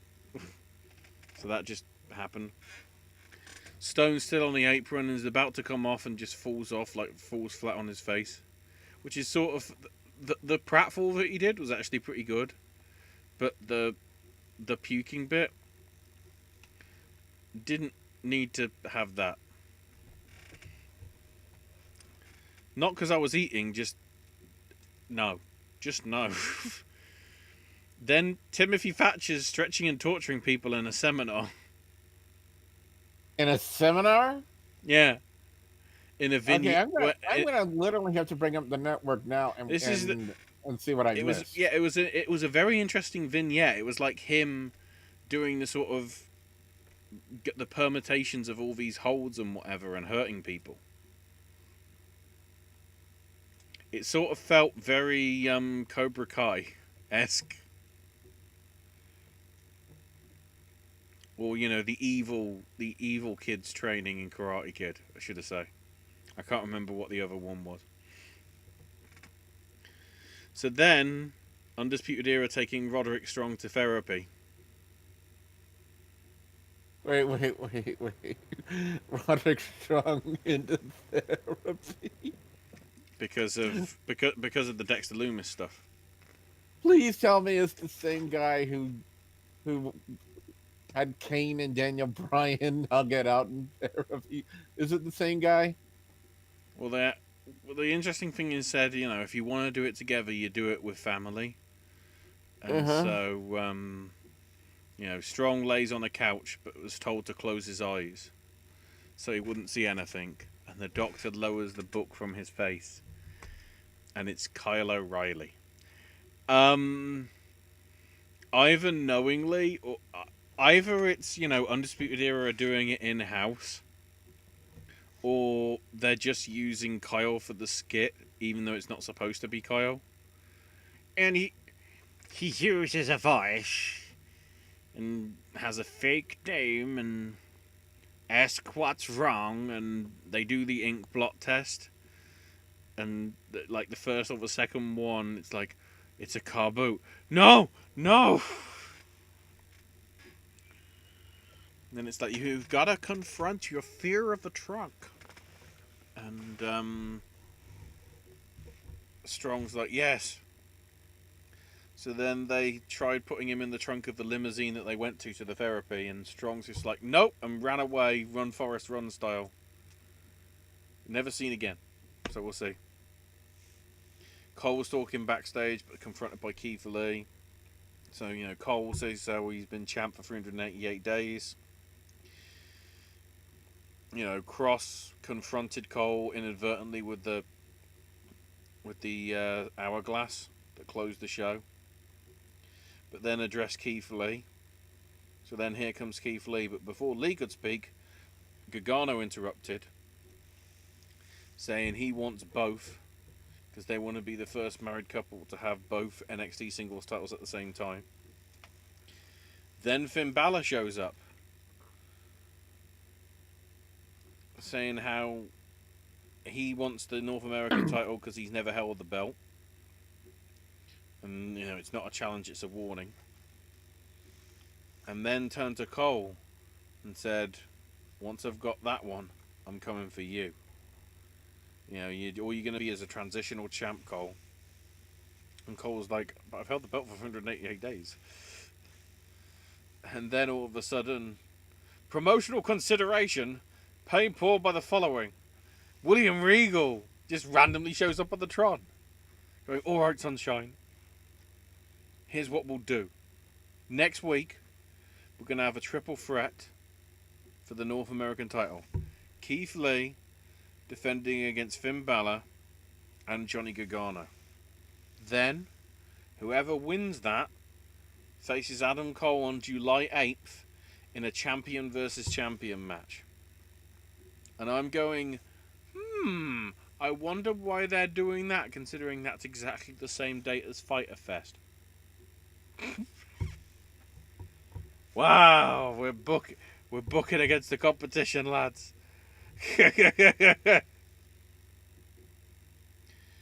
Then Mia Yim and Candice brawled, because of course they did.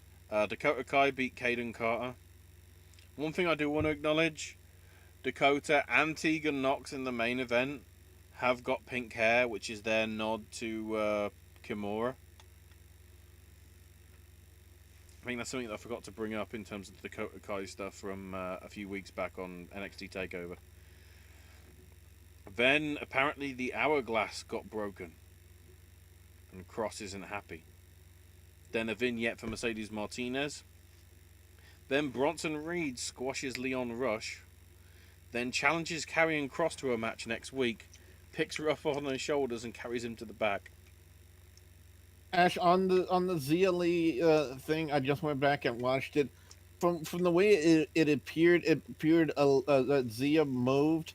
It was a schoolgirl pin, but the thing is, Zia moved, and the referee assumed that she was kicking out. So I think this was more along the lines of referee thinking that Zia was kicking out, and more than one thing. She kept the same motion.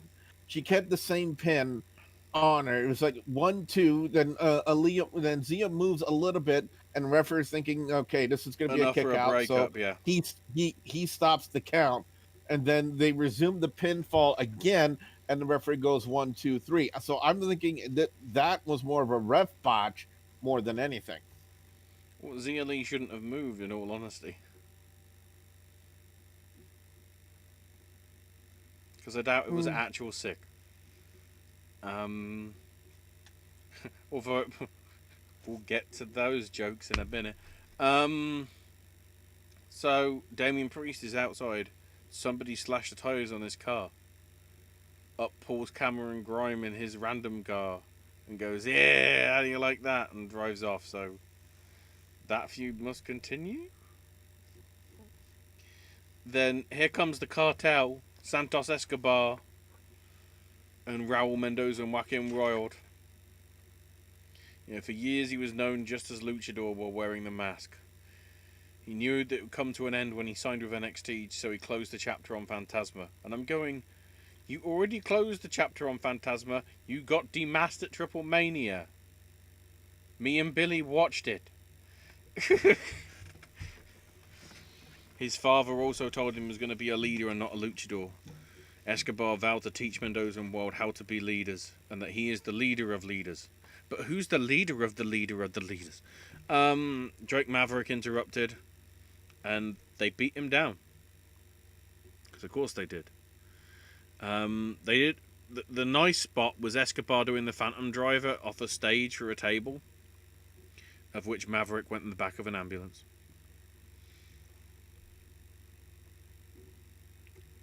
And then Sasha and Bayley beat Shotzi and Tegan Nox to retain their titles. Pretty much clean. Bank statement. Good match. They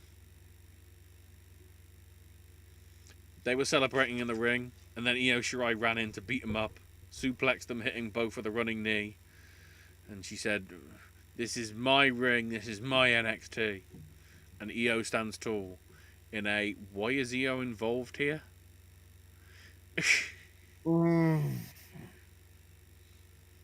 Also, it's the WWE titles. WWE and NXT are supposedly separate brands, but they're not. So,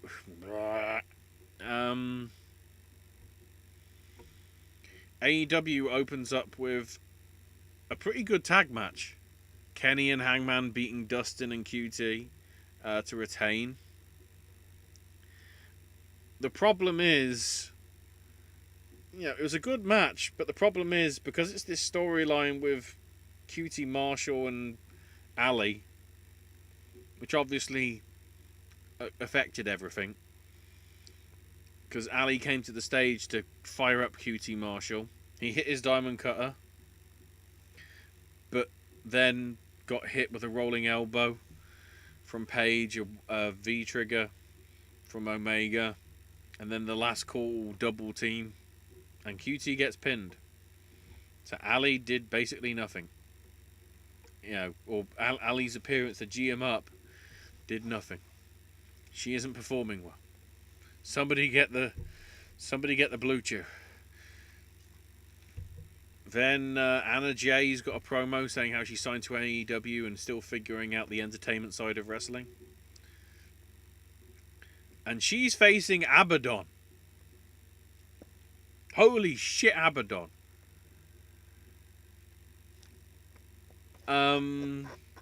Abaddon is like a zombie in her appearance. Sort of like, the best way I can describe it to you, Billy, is take Rosemary and turn it up to 11 stupid. Abaddon. To 11 stupid? Yes. All the way up there? Yes. She can wrestle. She squashed her in no time and whatever. She actually is signed as well now. She is an AEW talent. Because Abaddon was part of, I think, a Dark. But I guess that must have impressed them anyway. It's a very unique look. That's the thing that helps Abaddon.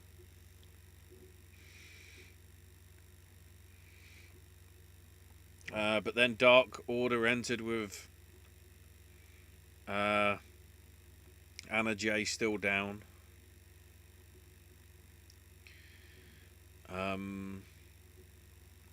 Eve Luno presented Colt Cabana an envelope. 5 and 10 help Anna Jay out the ring and to the back. So it seems like she's going to be part of the Dark Order. Even though Abaddon is clearly a heel as well. Maybe. MJF beat Billy. With some assistance from the Diamond Ring.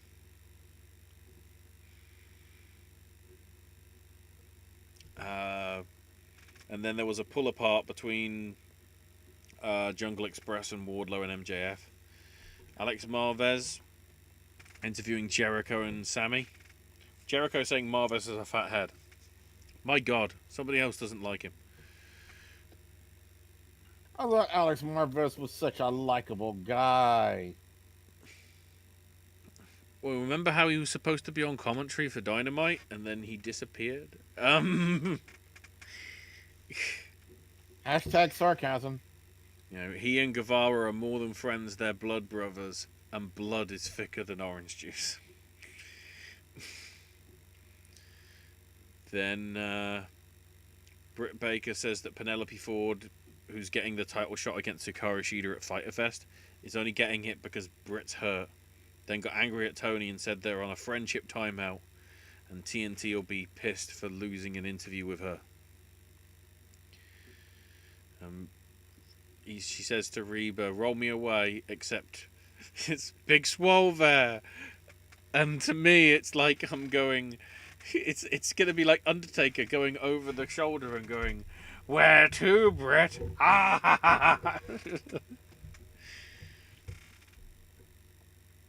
So the open challenge happened, and it's somebody that doesn't work for the company. Ricky Starks. Good talent. Former NWA champion. So it's probably somebody that Cody scouted from his NWA times. I mean, I love the fact that he says he's not, he's the hottest free agent in wrestling. One, probably isn't. Exactly. He's one of. He's not the. Two, he wasn't that much of a free agent, was he? When you literally said afterwards he's all elite. So, the Young Bucks beat the Super Bad Squad. Again, this is before the allegations against Havoc showed up. Or surfaced, I should say. The Young Bucks winning with their stereo knee strikes on Sabian. Then, Butcher and the Blade jumped the Bucks immediately. And the FTR came in.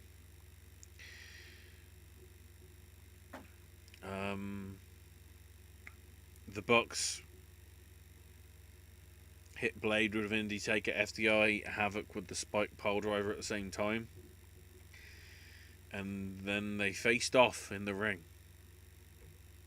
Then a random Taz and Brian Cage video. You know, Taz says Moxley's stealing the gimmick that he came up with decades ago. Taz is. And I'm like, hang on. You're literally saying the words that you said a decade ago. You're stealing your own gimmick, Taz. Except Cage interrupts Taz and says, I can't wait for Fyter Fest to rip Mox's head off and take his life. There's nobody better than Cage. So again, proving Taz doesn't need to manage him. Cage can talk. Moxley's pre-tape promo saying he's got bad demons and only beating people up can keep them at bay. I don't think there was ever any problem with demons and Taz from what I remember. Or something. Then an update on Big Swole abducting Baker. Apparently Reba had an app to track Britt's phone and found Britt in a dumpster.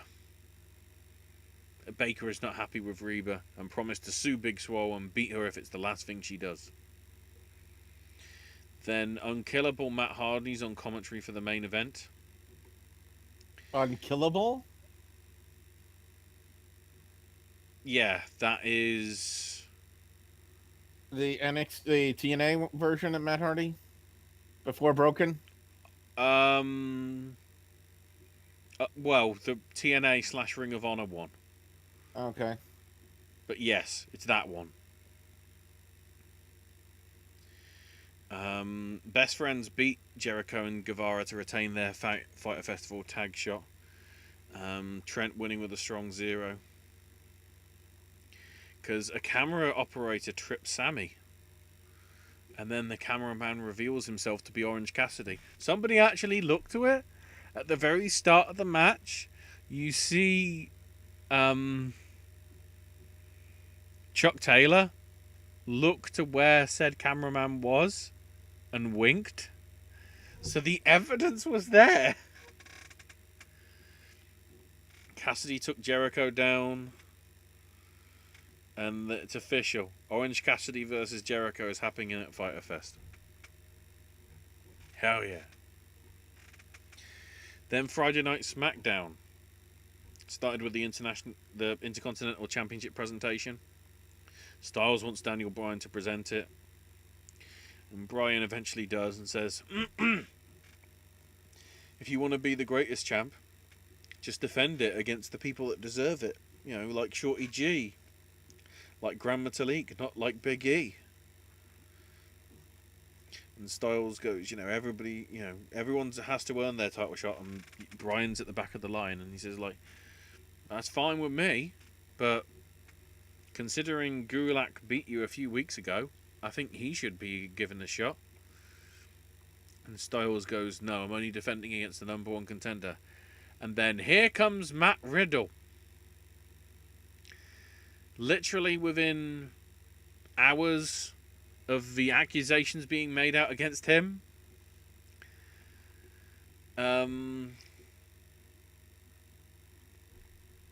Which results in a match which Matt Riddle wins. Because, of course, the champ has to lose, because that's the only way we can find contenders, you see. We can't actually have number 1 contenders match. The champion just has to lose to him all the time. Thanks, Bruce. Also, the problem is SmackDown's already been recorded. But then again, I don't know whether Riddle's supposed to be on next week, but, considering the allegations and if anything comes from them, Riddle might never be seen again. So we'll see. Then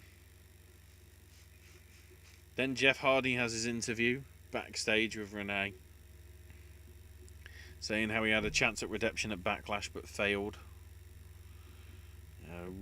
Times he moves on, there's other times the doubt starts to creep in, but he's an adrenaline junkie and an alcoholic, and that Sheamus is a bully and an obstacle in the way.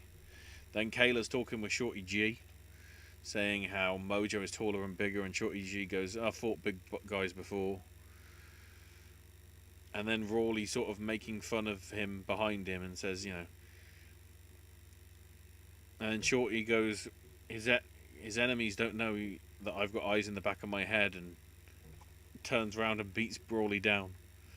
And Shorty actually wins in a decent match, considering they were given like minutes.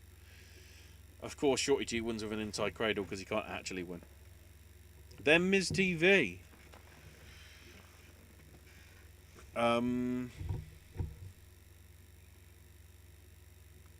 With Mandy Rose. And they obviously bring up Sonya, and Mandy, isn't happy with bringing that up, and here comes Sonya. In a very dapper, slick-back suit. And DeVille said, your greatest accomplishment is making out with Otis by the pool. And Mandy's like, you can hurt me physically, but you can't hurt me emotionally. Otis has been there for me, and I've been there for him. And Sonya isn't mad. She wants to know how to get the Mandy Rose treatment. She doesn't understand how her physical appearance can do so much for her. And I'm like, wait, they're bringing up the fact that appearances means that Mandy gets opportunities and not Sonya, despite the fact that we know that Vince is like, he likes muscular women that look a certain way. I thought it was muscular men. As long as they're muscular, considering how many times he's been on Muscle and Fitness, as long as it's something involving bodybuilding, Vince will be like, yeah! And so they had a fight and whatever, and Miz got in the way of the fight, so Mandy slapped him. So Sonya and Rose were very good. Rose is, happy enough with what she's got. She's happy. She doesn't even want the title. She's just happy that she's in a relationship and somebody that actually is there that likes her and wants to be her friend. And Sonya rightfully is also like, why am I not getting the opportunities that I should be getting? But part of me goes, you're not going to get them. I mean, I hope you do. If they do, it means Vince has changed. I mean, why else do you think Charlotte's had the belt so many times? It's not just because of the family name.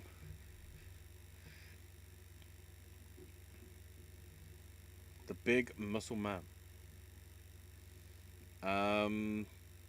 Then New Day beat Lucha House Party with Bayley and Sasha randomly watching, which was good. It was good for them contributing, but also they got a bit of they were too much of a distraction at some point, which didn't help. So then randomly Dana Brooke, Tamina, Bliss, Naomi, and Lacey Evans are backstage, all wanting a shot at Bayley's title, and then Bliss is like, where's Nikki? Cut to Kayla interviewing Sheamus in the back, saying, my only regret is that I didn't smash Hardy's voice box, so he couldn't do that interview that we just heard. Yeah. Stupid heel stuff in this day and age, because, don't be a bully, be a star. When he literally said, I am a bully. Please bring that back next week. Don't be a bully, be a star. So Bayley and Banks are still excited about next week, and then Nikki just beats him up, and Nikki wants a match with Sasha, and Bayley's like, yes, and Sasha's a bit unsure about this. A brief but very good match between Cross and Banks. Banks winning with a Meteora. She didn't win with a bank statement. Holy crap. I probably need to check on this.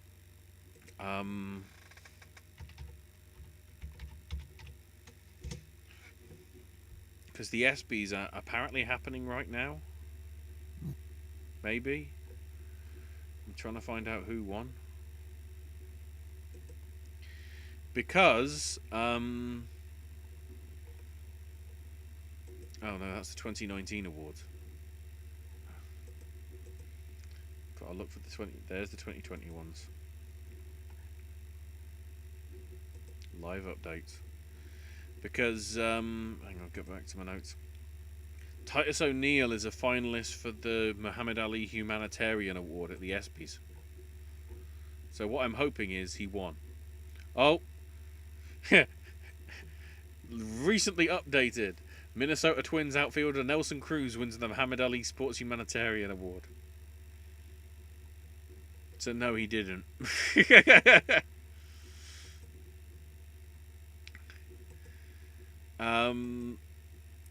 A lot of people have said he better win awards for his stuff in Florida, though, that he's been doing. Because he's been doing a lot. And then Firefly Funhouse shows up. Saying while he's been away, he's joined a book club. He's learned new TikTok moves.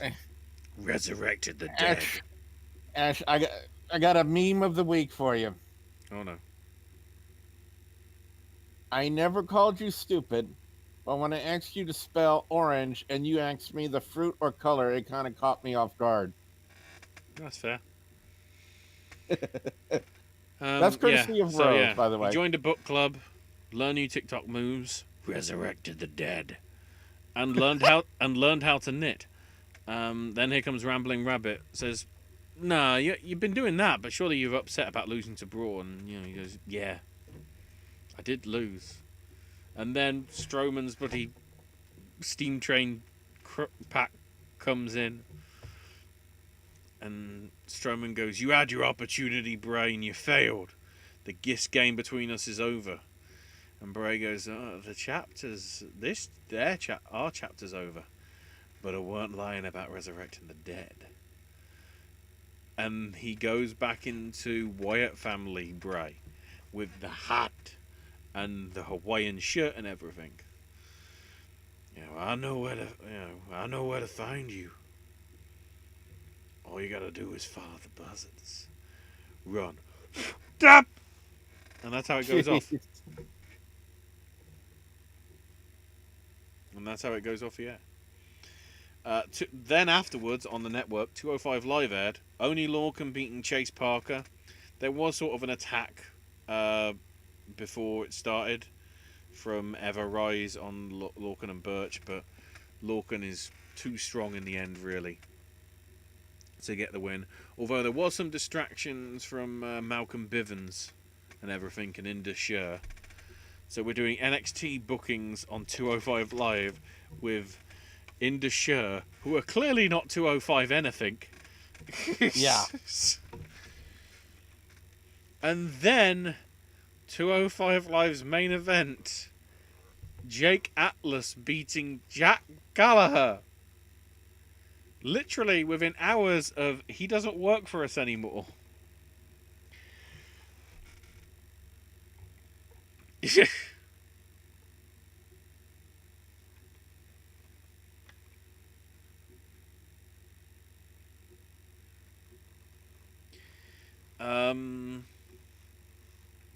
Atlas won with a top rope cartwheel DDT.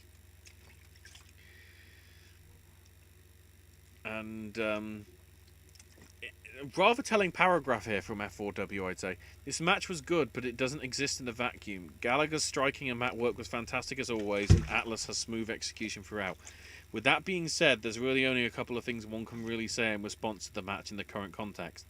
Atlas's successes are inspiring, and hopefully never again there'll be a professional wrestling match held under the same circumstances, taped or otherwise.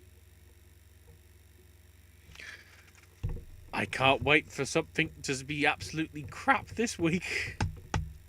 In the awkwardness of everything. Mm-hmm.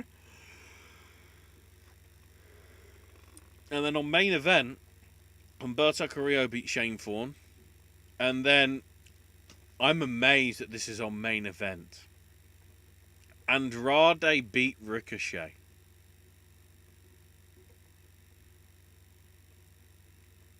Why are those two on main event?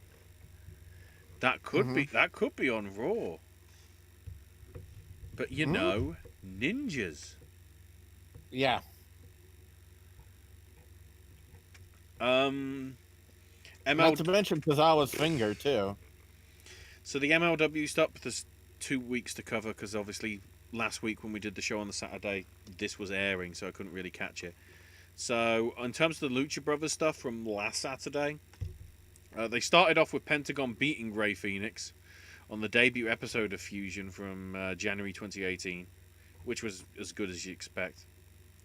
And then they had them teaming up to beat the Dirty Blondes and Jimmy Uter and Jason Cade to win the MLW tag titles on June 2018 show.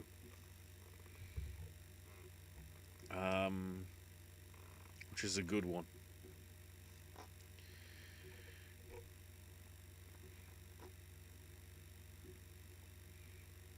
Then we had the Pulp Fusion segment. The Von Erichs welcoming them to the show where MLW signed a deal with DAZN. Filthy Tom's homeschooling his kids when they took the Von Erich side, saying the Von Erichs were tougher than Filthy Tom. They had higher IQs and were the champs when he wasn't, and also they're more handsome. Hammerstone and Holiday were discussing Dynastic Coffee, but Hammerstone wants his own exotic Latin muscle brand featuring Mexican supplements. Mansa complaining about having no one to fight and that Uncle Moon Man was running around barefoot, taking forever to build him his triple cage. So he's going to challenge a bear to fight him in his cage instead of humans. And Warner is going to hit the pay window on a big ass bear. Oh, Mance. Oh, Mansa. Dan Lambert warning us about low-key psychological state and that American Top Team is 2 up on low-key. Thanks, Dan. Can you go back to training MMA fighters than whatever the crap this is? Myron Reed talked about Injustice's fight, saying they're bigger, stronger, and more determined. Jordan Oliver laughed at Contra Unit and said he could beat Simon Gotch if given the chance. But then Saeed El Sabah, the new member, showed up and said that every revolution needs a spark. And the spark is my knuckle dusters. And then Mexico City. A door opens and a blonde in high heels steps in. And it's Selena De La Renta. Because she's blonde now. Because she's stolen Lana's hair dye. As nice as it is to see the stuff, it's like, that's recent MLW stuff. I like to see the historical stuff. Thank God for this week, because they previewed and showcased, should I say, the Extreme Horsemen.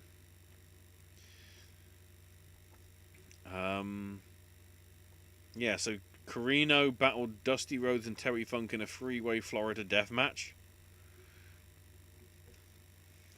in December 2002, which saw the debut of the Horsemen, which was Carino with Barry Windham, C.W. Anderson, Simon Diamond, and P.J. Walker.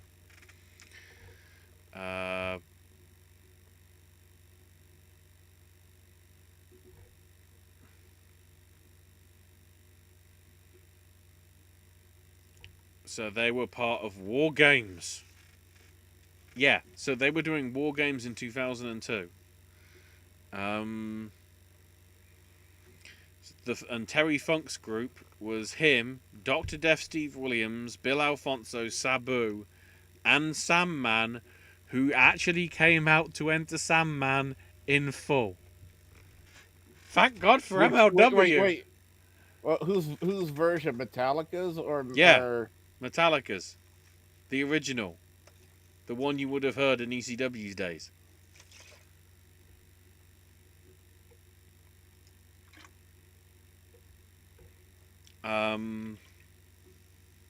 It's good. It's good to see like old school good stuff, and it's War Games as well. the Funking Army coming out on top. With a spinning toe hold on Karina. But still, I might have to send that to Billy once we're done. I'm here. And I'll send it to you after this broadcast and whatever. So then you can catch it tomorrow. And hear Enter Sandman properly. Thanks, MLW. You did it right. Then in the Pulp Fusion / current related stuff, Joseph Samael said that he and Contra will abuse their power and spread the evil message throughout the world. Loki and King Mo continued their war of words. Only Loki was talking in Japanese, and Mo was gloating that he'd beat him so hard he'd knocked him loopy, hence why he's talking in Japanese. Mance Warner on the phone to Dirty Dutch Mantel trying to book a bear to fight him in his triple cage. The Parks, LA Park, El Herde LA Park, and LA Park Jr. working out with sledgehammers and tractor tires, while the Von Erichs were working on grip strength with some ropes and squeezing apples. Filthy Tom was debating the legitimacy of the Von Erichs' whereabouts, saying they were in front of green screens. Was stressing out and said he didn't need this before his big trip, as he wiped his brow with what looked very similar to a New Japan Pro Wrestling scarf, which we know has happened, and interestingly will not only be airing as part of New Japan's World's content, but it will apparently be airing on MLW. Interestingly. Myron Reed told us to open our minds and vibe as he's dropping an album called Bangers Forever. Conan asked where Selena had been all this time. She's not on his level, and the devil knows more because of his age, not because he's the devil. Hammerstone was playing his guitar before he drank some of his special coffee that made him work out like a madman. Logan Creed has been unleashed. And Selena de la Renta said,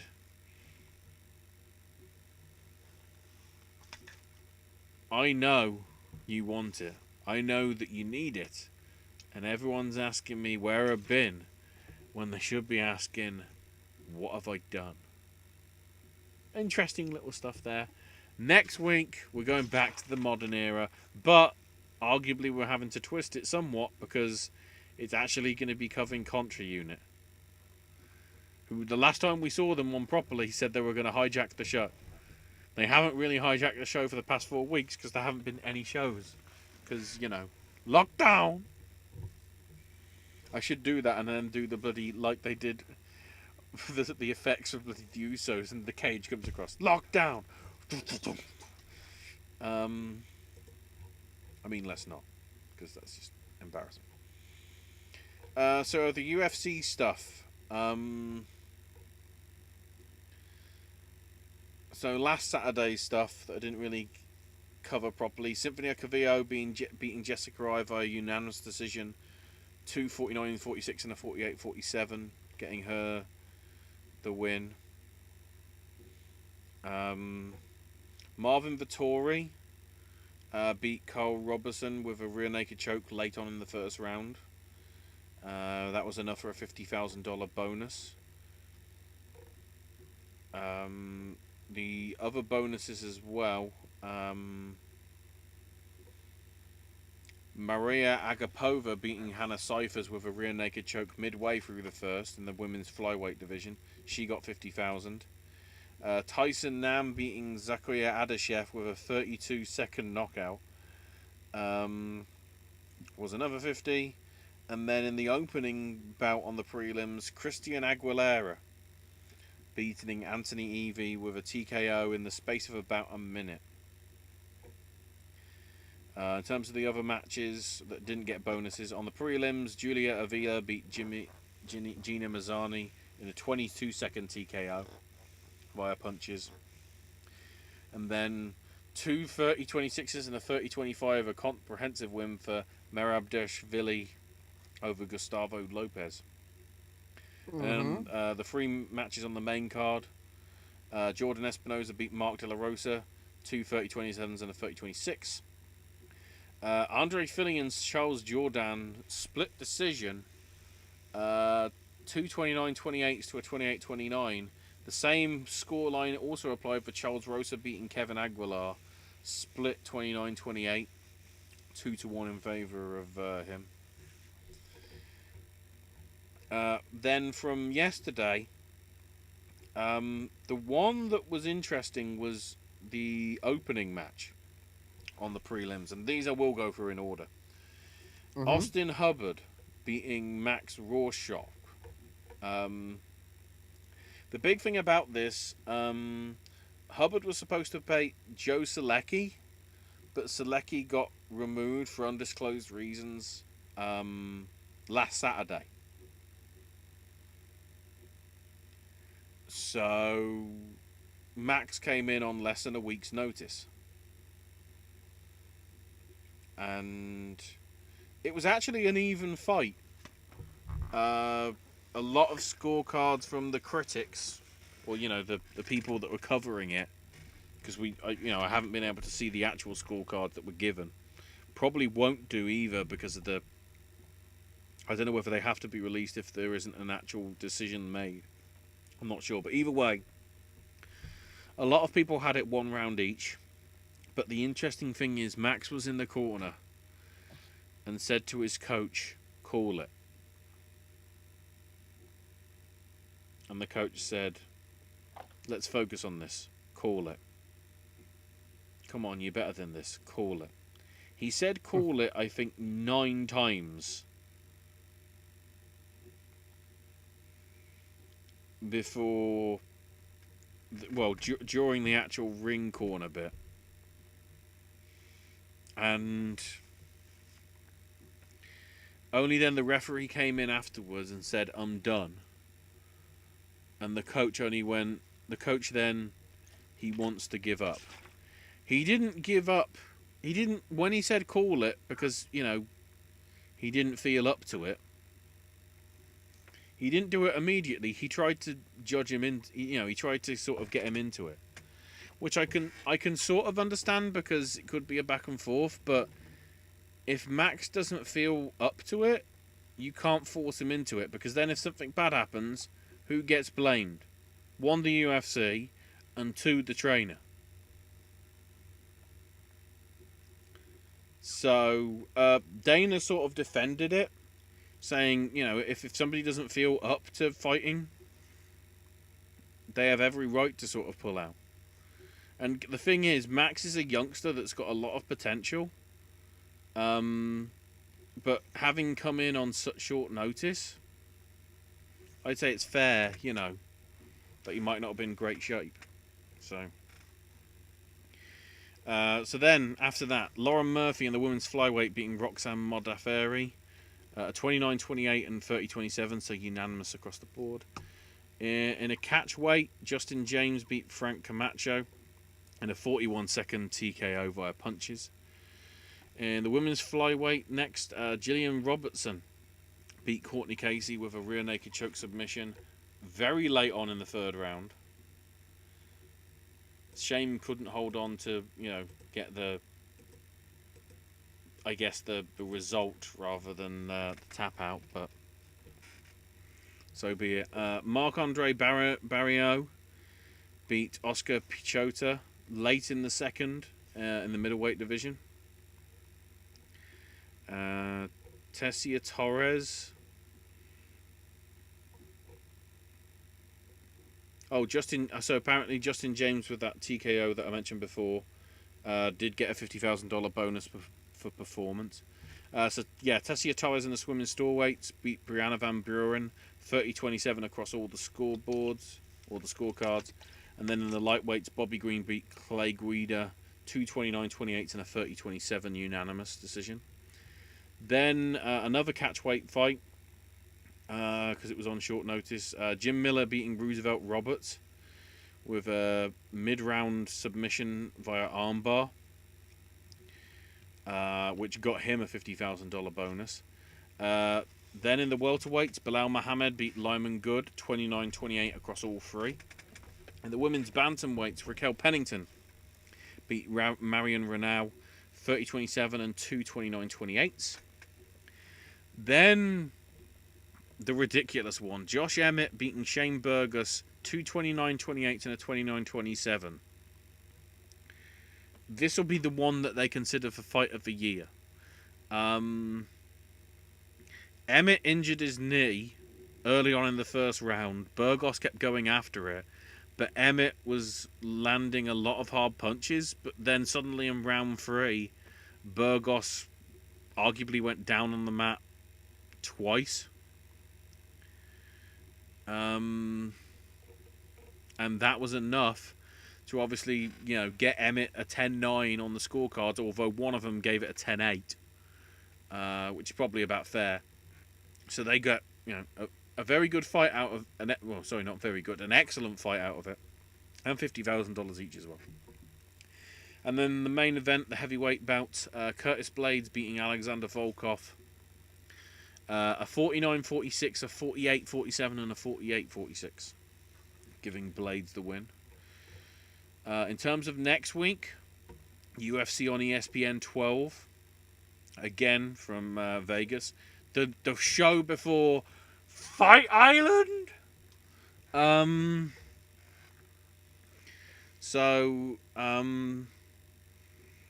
confirmed bouts that we know of for sure. In the prelims, we'll have Sean Woodson versus Cole Nason at a catchweight 150.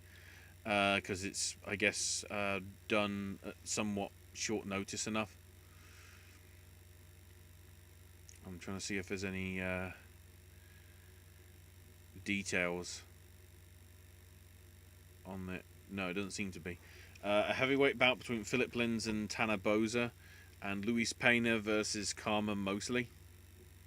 Karma Worthy in the lightweights. Then on the main card, Gian Vellante versus Morris Green in the heavyweights, Mike Perry versus Mickey Gall in the welterweights, and then Dustin Poirier versus Dan Hooker in the lightweights. There was supposed to be a bantamweight match between Aspen Ladd and Sarah McMahon on this show, but Aspen suffered a training injury, tearing both her ACL and MCL, and forced to withdraw. So we don't know what's going on with that. I'm not sure whether we even have word on whether she needs surgery on those yet, because if she does, she's going to be out for a very long time, probably. There also is a middleweight bout with Brendan Allen and Carl Daukaus announced, but not officially confirmed. Women's flyweight bout with Mara Romero Barella versus Miranda Maverick. In the welterweights, Ramiz Barami versus Takashi Sato. In the welterweights and the featherweights, Jordan Griffin versus Youssef Zalal. So they'll fit somewhere on that card. Things will move. Boom, boom, boom, boom, boom. I don't know why I need to do sound effects for that.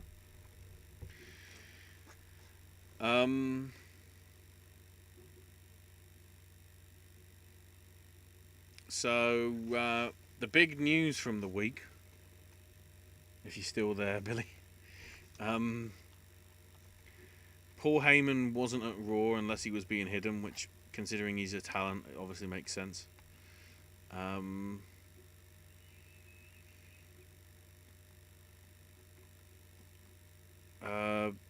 The lawsuit has cropped up again. With the statement about how they were told to, get on the plane or stay on the plane because of the Saudi situation. I haven't heard anything more about that really, other than just the sort of details that I think we talked about it last Saturday. Just about. TalkSports reported that Vince has referred to Angel Garza as a young Eddie Guerrero. And I'm going, so what's Andrade? Because he was a young Eddie Guerrero months ago. And he suddenly, oh, I don't care. Maybe he's a young Hector Guerrero. Hector! Dwayne The Rock Johnson's Young Rock series has been held for mid-season/summer season by NBC, apparently. Pat Buck is back as a producer for WWE. He is no longer furloughed. Florida recorded 3,822 new COVID cases. I think this was Thursday. And I think Friday was a higher number as well, from what I vaguely remember.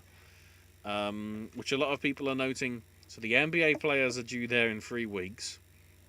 Orange County's put in new restrictions requiring masks at all times except when eating or drinking, exercising, or in one's home.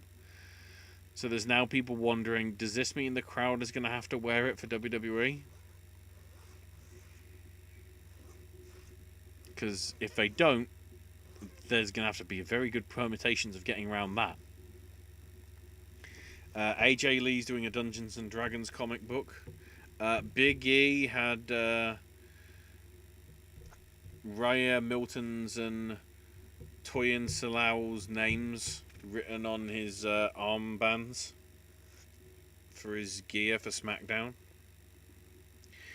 Steve Austin's Broken Skull sessions with Mark Henry will be available next Sunday on the network. IWO Mid-South got a lot of criticism. They posted and deleted a picture of their show from I think Friday. This is the one that you saw, Billy. I think I linked you to. Of no social distancing, and there was very little face mask use. You know, the crowded I guess sports hall, gym hall, whatever. Ian wrote on Facebook. Yes, folks, the rumours are true. Last night I took a club and beat 226 people over the head like they were baby seals, and then took $20 out of each one of them their pockets and made them sit there for 4 hours. I forced them to enjoy the hell out of themselves. Seriously though, thank you for everybody who came out and showed their support.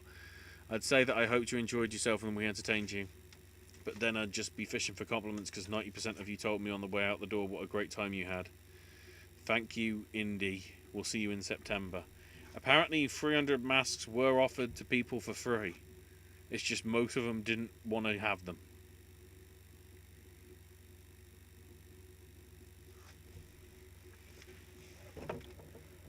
My thing is, if anything comes out of it, if that's the case and the option was there, you can't really blame Rotten. You have to blame the people for not using it.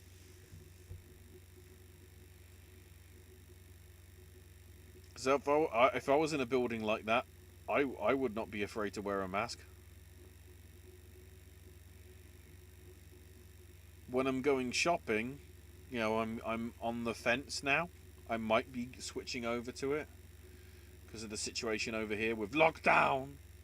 But if it's like a enclosed building, I don't know. I don't feel happy. Kevin Kelly's English commentary for the first 2 nights of New Japan Cup is now available, so they've dubbed it in. Yay, yay, yay. Best wishes to C.W. Anderson, announcing today that he's retiring from pro wrestling at the age of 49. And also, there was a big feature actually in the Observer this week regarding the Mexican wrestling scene. Because it says, well, because he said in the daily update today, while not all names have come out, the deaths in Mexican wrestling list in the current Observer may be just the tip of the iceberg.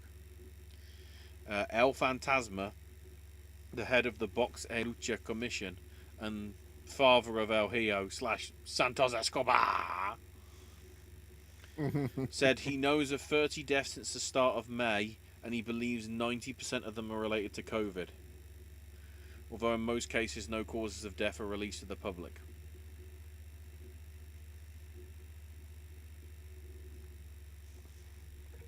In terms of the sort of chunkier stories, Edge undergoing surgery for triceps like we mentioned. WWE allowing small groups of fans in attendance. Apparently, this time it was friends and family of performers. Now I have to ask: was this a story that was made before the news broke that somebody in WWE or at the Performance Center Oh wait, tested you can't. I'm positive? trying to hold up my finger because you can't see me. Um, Oh, hold on. So that sort of eked out before, but during Raw as well, because people noticed some of those people do not look like wrestlers, like the old guy. We were like, "What's that old guy doing there? Is he yeah, on? like at the beginning of Monday Night Raw. Is he in the? Like, who was that old dude? Who is he in developmental? Who's that guy?" Like he's developmental. They're And really then going. They're going to go for a stretch. You know. I'd say about half an hour after Raw goes off the air, WWE says this. Well, sorry, their associate medical director, Dr. Jeffrey Dugas, says this. Quote, a developmental talent who was last on site at the training facility on Tuesday, June the 9th, has tested positive for COVID. Since that time, no other individuals that attended the facility have reported symptoms. However, out of abundance and caution, and to ensure health and safety of the company's performers and staff, all talent production crew and employees on site at the training and production facilities will be tested for COVID-19 immediately. Following the test results, WWE plans to proceed with its normal television production schedule. Except, not really. So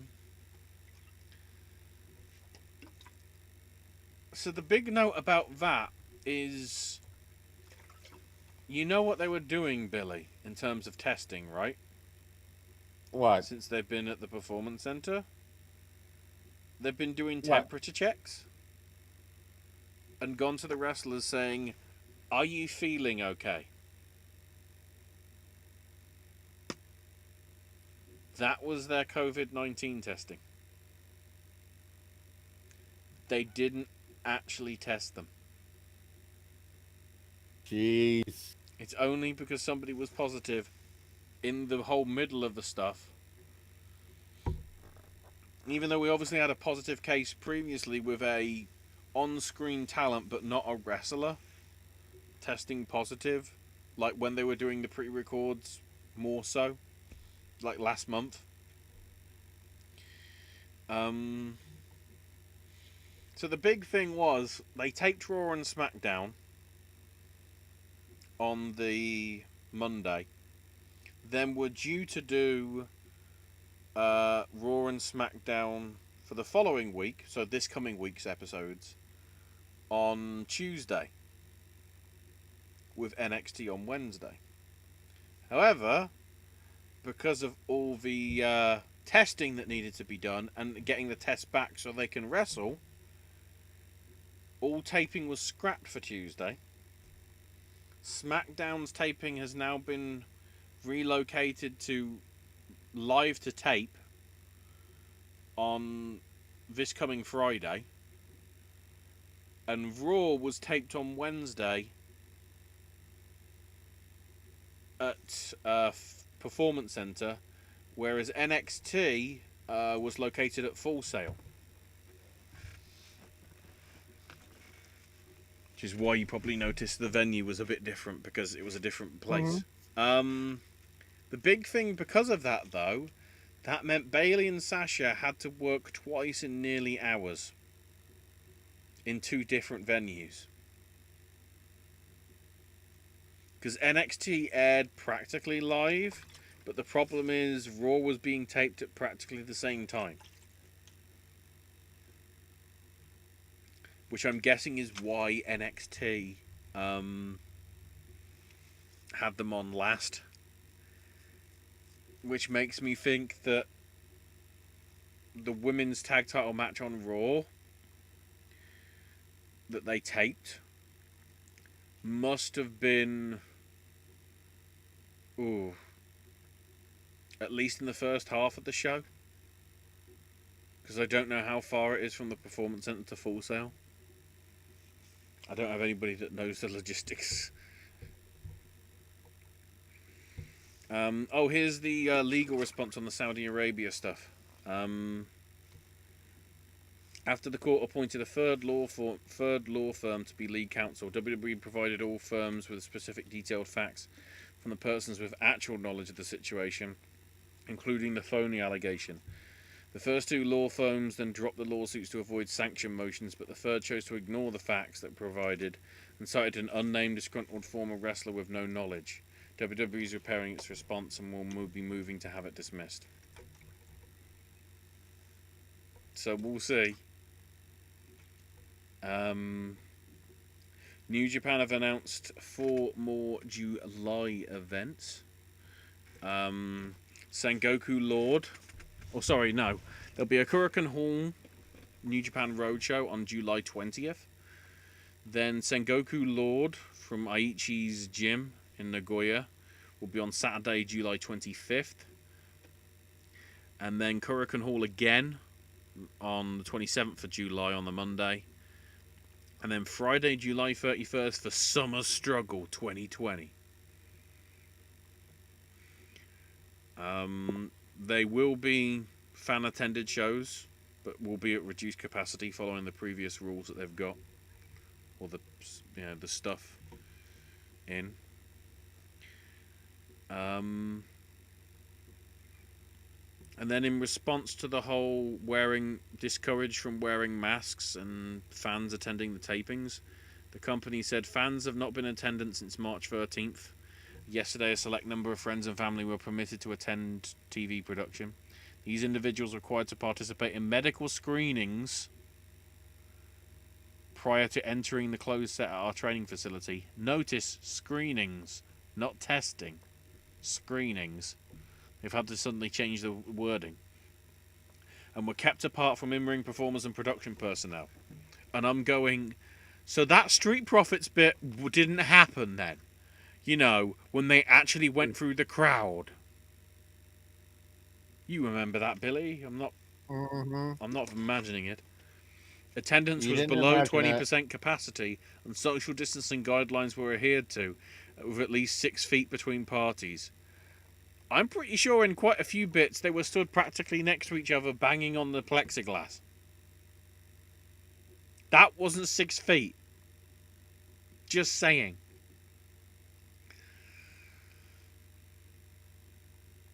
Those that John Alba of Spectrum Sports 360 in Florida said that those that he spoke to who attended the tapings, they didn't feel pressured to not wear masks. They never felt pressured by WWE not to wear a mask for TV purposes or any other reason. They confirmed temperature checks and signed waivers as well. One noted they were in a group that had masks on them and chose not to wear them when taping started. Because apparently the word is that masks aren't allowed. Not that they're, discouraged to be used, at least on television, but not to be used at all. Considering the Orange County, passing thing, I'm intrigued to see whether SmackDown being sort of live on Friday means that suddenly there's going to be masks in the crowd. In terms of ratings, Raw got its best viewership since the night after WrestleMania. The really surprising thing is, it actually went up in the second hour. It went from a 1.98 to a 2, and then dropped off to a 1.84, so it pretty much held steady, which is a surprise. Makes me wonder at what point in the second hour is what drew the, what in the second hour of Monday Night Raw drew that much interest? I haven't gone into the minute by minute, so I don't know. A game show hosted by R-Truth is coming to the network on July 14th. The R-Truth game show. Wait. R-Truth game show? Yes. I want to repeat that one more time to make sure that my brain and everybody's brain out there sufficiently heard that absolutely 100% correctly. R-Truth game show. R-Truth game show. What the... The R-Truth game show, because that's the name of it, because it's a genius name. Debuts on the network Tuesday, July 14th. So that makes which me wonder what I want to watch more: the the preview. Archer theme show or the Spider Nate Web big old fuck off dirtbag kitchen. God damn it, he swore. Would have been demonetized. God damn it. Well, I didn't mean to swear, but it's in the name of the actual show. I know. Bliss, Natalia, Sheamus, and The Miz were in the preview for whatever reason. There was actually a concept pitched years ago with a pilot, but never happened. So I guess they're just running with it. So that's good. Mustafa Ali's moving to Raw. Apparently along with Dolph Ziggler as well. So that SmackDown angle really worked well. He's going back to Raw again. Impact Wrestling has confirmed at least one former world champion will be returning at Slammiversary. Which could be anybody. It's Sting. Maybe it's Bobby Lashley. That'd be a swerve. Due to the COVID testing and everything, Kevin Owens no-showed the Raw taping. Because he didn't feel up to it given the testing. Or, with a positive test. So, apparently WWE has no issue with him staying at home and didn't pressure him into coming. I cannot wait until he gets buried for the next 2 months and it'll be like, no pressure. This is the same, this culture is like what we're having with the whole speaking out stuff to a different extent, but it's sort of like, again, people being punished for sort of, speaking up and standing up for, I don't want to be infected. We saw what happened with Sami Zayn. New Japan has announced a new show featuring up-and-coming talent facing established stars starting in July. Lions Break Collision. Starting July 3rd at 10 p.m. Eastern at the same time as 205 Live. Yes! Apparently it'll be airing throughout the month of July. And Tom Lawler will be part of that show. The card for the July 3rd event will feature Alex Coughlin versus Clark Connors. And TJP and Carl Fredericks versus Jeff Cobb and Rocky Camaro. SmackDown's ratings got its highest numbers since mid-April. And I think AEW beat NXT in the ratings, and they were both up generally because they weren't really going up against NASCAR this week. I don't know whether they're coming this week, so we'll see. So New Japan, quickly getting into that. Yota Tsuji beat Gabriel Kidd in a pretty solid opener, which Kidd obviously lost because he beat Young Boy. El Desperado and Kanemaru beat Ishii and Uemura. Uemura obviously eating the pin because he is a Young Boy. Then the interesting one, Yujiro, Ishimori, Yado and Gedo beating Goto, Yano, Honma and Yoshihashi, which was a very comedy thing, which you'd expect because it's Toru Yano.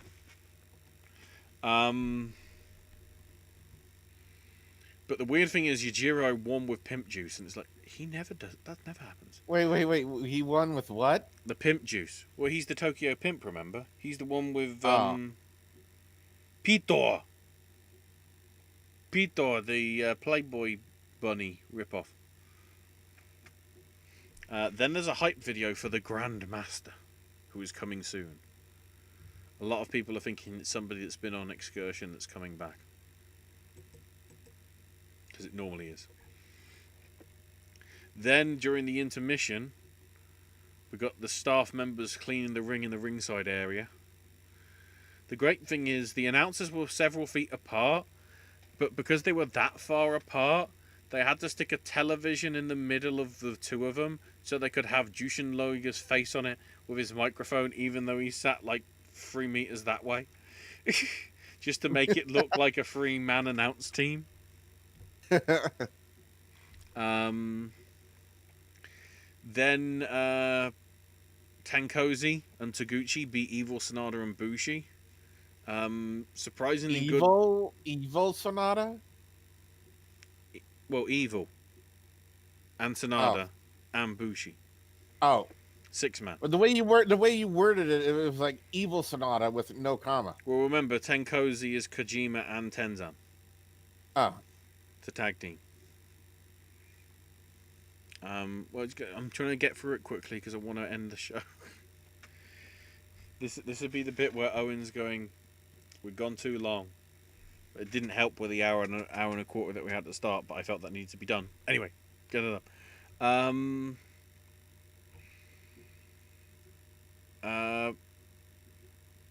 Bushi blocking the Dodon, but Taguchi hit the Bomb-Aye for the 2 count and got the ankle lock on Bushi and made him tap. To be honest, some of this is building towards New Japan Cup stuff, which we'll get to. Tanahashi, Ibushi, Makabe, and Nagata beat Suzuki, Zack Sabre Jr., Taichi, and Doki. Or Doki, I'm not sure how it's pronounced. Makabe hitting the King Kong knee drop. And Doki for the win. And then the main event, really good. Shoyo and Okada losing to Naito, Hiromu, and Shingo. Really good 6-man between the two of them. Naito actually did a bloody crazy Destino. It was sort of Naito blocked a Falcon Arrow, but hit like a flipping inverted Destino. So, is it an own it said? Because that's the inverted version of Destino backwards. Own it said? I don't know. But eventually, Yo got hit with the traditional Destino to get the actual win. But interestingly, Naito did his promo, but Hiromu was like, I'm coming for that belt, son. And then Shingo also was like, saying, so they're sort of teasing dissension, but it's more a case of, maybe there isn't just one leader anymore. Maybe they're all leaders. Including Bushi, Evil, and Sonata. So then, night 1 of New Japan Cup started with Toki Makabe beating Yota Tsuji, which was a very good match. Makabe looking really good. First time he's actually looked as good as that in a while. But Tsuji, I think being the young boy or whatever, put him over well, but Makabe put him over well as well. I said well too many times. Toriano beat Giardo. This was just comedy stuff for comedy stuff, except there was nobody there to really react to the comedy stuff, so it was pretty smart, but it was like confusion. Shenanigans throughout the entire 9 minutes, which, yes, a Toriano match going more than 5 minutes is sometimes a miracle. Normally, if it's as short as that, you can get away with it, but having it go 9 minutes and be sort of a comedy match like it was, I don't think it gelled as well as it could have done. Maybe because it was Jardo rather than, because obviously Jardo and Gato are sort of the bookers / trainers, not actual proper wrestlers, not, or at least not anymore. So speaking of those wrestlers, though, Suzuki, Sabre Jr., Taichi, and Kanemaru getting revenge this time on Tanahashi, Ibushi, Nagata, and Uemura, building up to their matches over the upcoming days.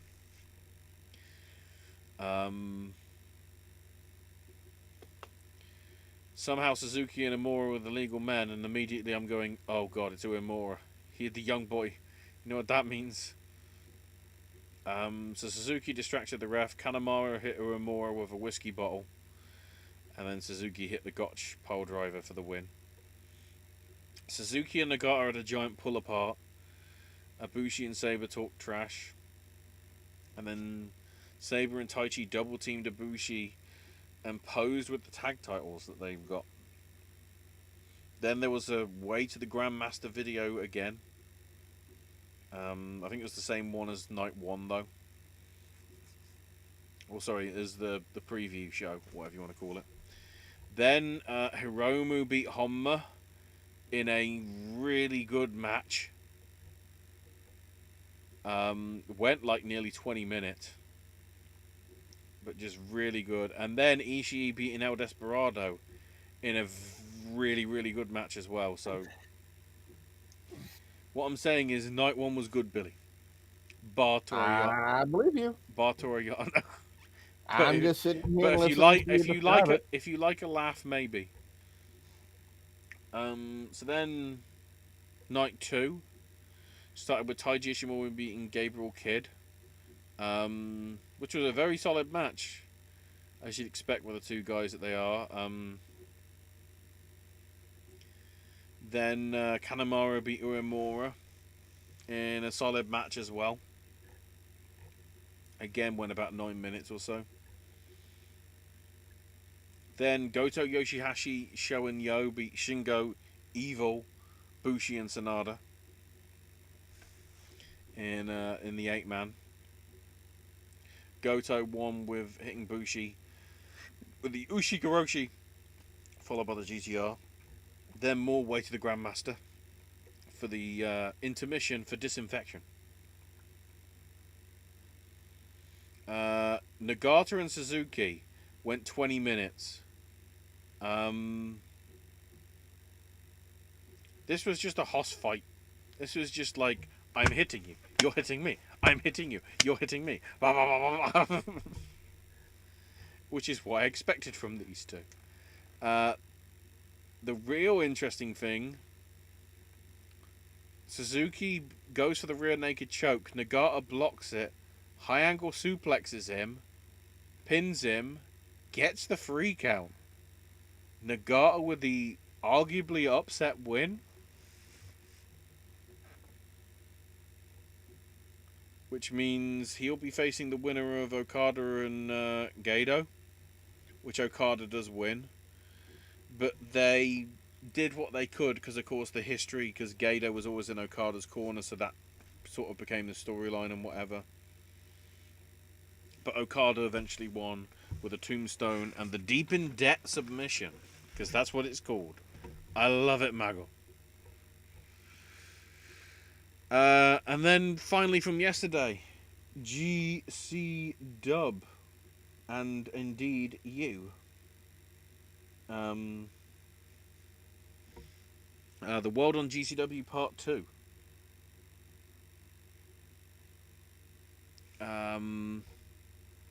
Jimmy Lloyd and Alex Zane. Well, actually, so I should get back. The show started with tributes to Adam Bueller and Danny Havoc, and a 10-bell salute for them. Jimmy Lloyd and Alex Zane, pretty good.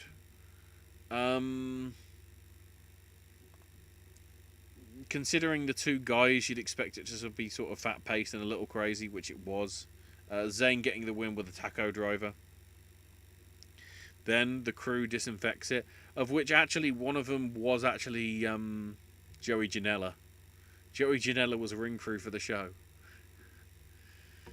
which is nice. Tony Deppen and Shane Mercer.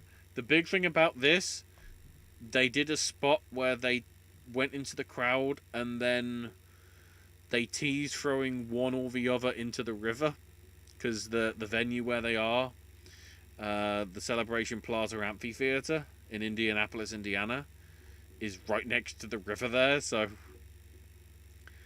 they teased it, but nothing actually came out of it, sadly.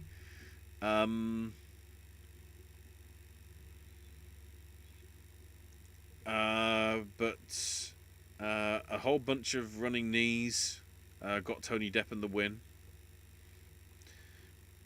AJ Gray beating Kyle TB, or Kyle the Beast. The really impressive thing about this is AJ Gray had a really bad car accident that day. Somehow did make it to the show, and they had a good match, with the whole storyline being because AJ Gray did win the title off Nick Gage from out of nowhere, except then immediately dropping it to Ricky Shane Page. They're clearly building him as somebody to be the proper face and fighting back to get revenge on Ricky. Trey Lamar and Lee Moriarty both making their debut in GCW. Pretty good. Very good technical match. Only about sort of 8 minutes or so. But there were some very interesting spots that came out of it. Sort of, prawn holds and hammerlock DDTs, but done in such a way that you haven't seen them done like that before. So, nice to see. And hopefully, they do get some more gigs.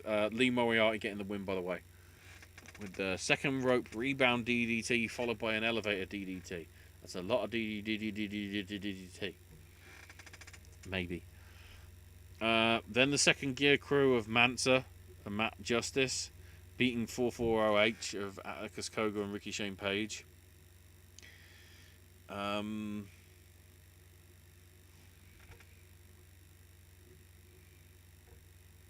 Oh, sorry. 440H actually won. I should have remembered that. Well, it's arguable, you see, because they managed to get a door, and Cougar used the door piece that had already been broken. So yeah, Mansa and Justice did a 3D on Koga, but Ricky Shane Page pulled the ref out, which then allowed Justice to get hit with a door piece and whatever, and Justice's foot was on the ropes, but the referee never saw it, so the heels win. Pretty good match. Then, after the intermission, the Summer Spicy Scramble, featuring Gringo Loco, Benjamin Carter, Cole Radrick, Zachary Wentz, making his debut, JJ Garrett, and Calvin Tankman. The best thing is the best way to describe Tankman, Billy, like another Willie Mack.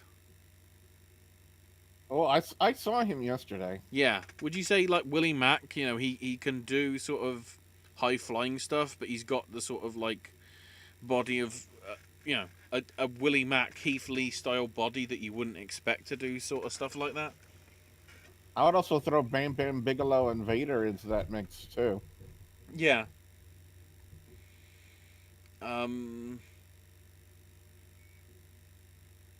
But it was a good, proper showcase for Benjamin Carter in front of a crowd rather than just part of the Acid Cup, that would have been apparently a big part of whatever they were thinking of doing for Spring Break 4. But Tankman was also an interesting one, so I'm hoping we see more from them. Then Dickinson and the one called Manders.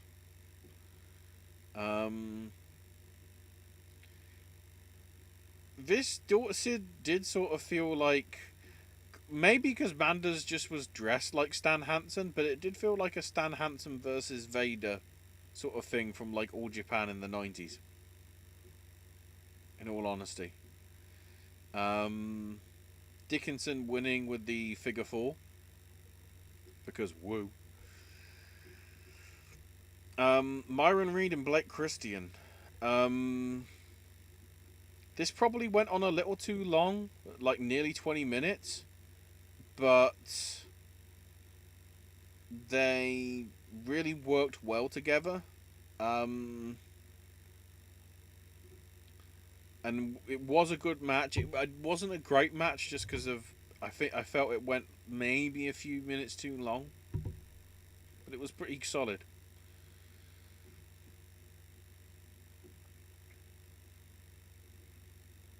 Um, so Effie versus Alley Cat happened. Uh, it sort of was a jokey match because the match was sort of welcoming Alley Cat to the LGBTQIA plus community from Effie. But of course, because they're favourites and whatever,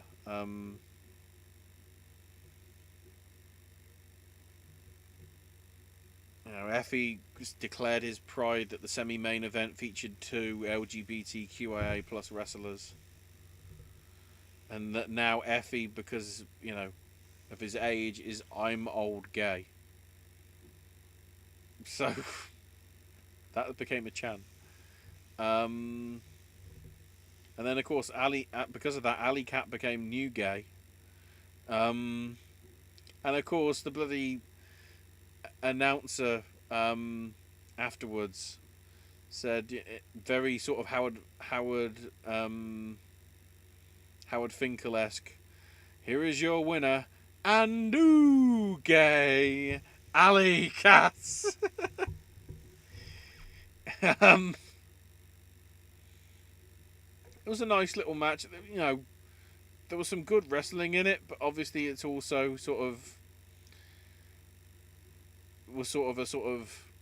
a pride sort of related thing as well, which was nice to see. And then the main event, which got complicated. Nick Gage makes his way out, does his entrance and everything stops. Everyone's told to go to their chairs. The feed cuts out for 10, 15, no, 20 minutes, let's say. What happened, and we got the clarification afterwards from GCW. One of the fans had a combination of heat stroke along with a seizure. I think we need to warn people out there when they do see the GIF of the incident happening. The problem is the one GIF that I saw of it. Somebody said somebody pushed them over. So the problem is if you point them to the wrong GIF. The best way we can describe is what happened. From the clip, it's still disturbing though. Yeah, from what I can tell, the woman is losing balance, which that's why I say it could be a combination of the seizure or heat stroke, because it was 90 degrees, and obviously because it was open air, there's no shelter. Thank God the event was at in the afternoon, and it wasn't like directly sort of lunchtime, because that would have been even worse. But yeah, so this fan, she was off balance, and eventually she fell back.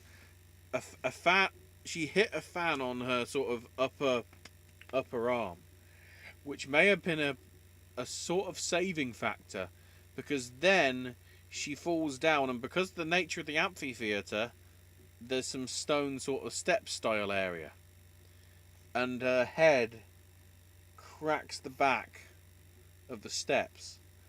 Well, I think what we need to emphasize though is the fact that if that fan was not there and this lady falls down full force, it could have been worse. It could have even been to the point where she would not have survived. Well, I don't want to say that, because the one thing I will say, they told everybody to, calm down.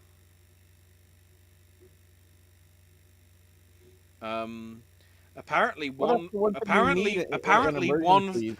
fan got thrown out because after about a minute they shouted, "Come on!" And they were like, You're not compassionate. Get out. No, the fans were sort of policing themselves, shall we say. Mm. Thankfully, apparently, the hospital is basically right next to the park. So EMTs were able to make it there and took her. And she's recovering well.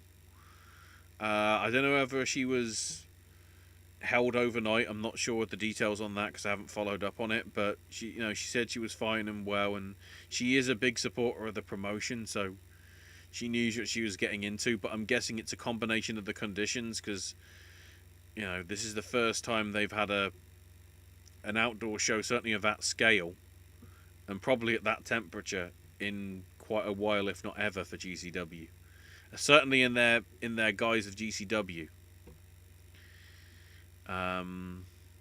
Makes you wonder the next time they have an outdoor show that they take kind of certain precautions to kind of, you know, protect the health of not only their workers but the fans who actually go to their shows from something like this happening again.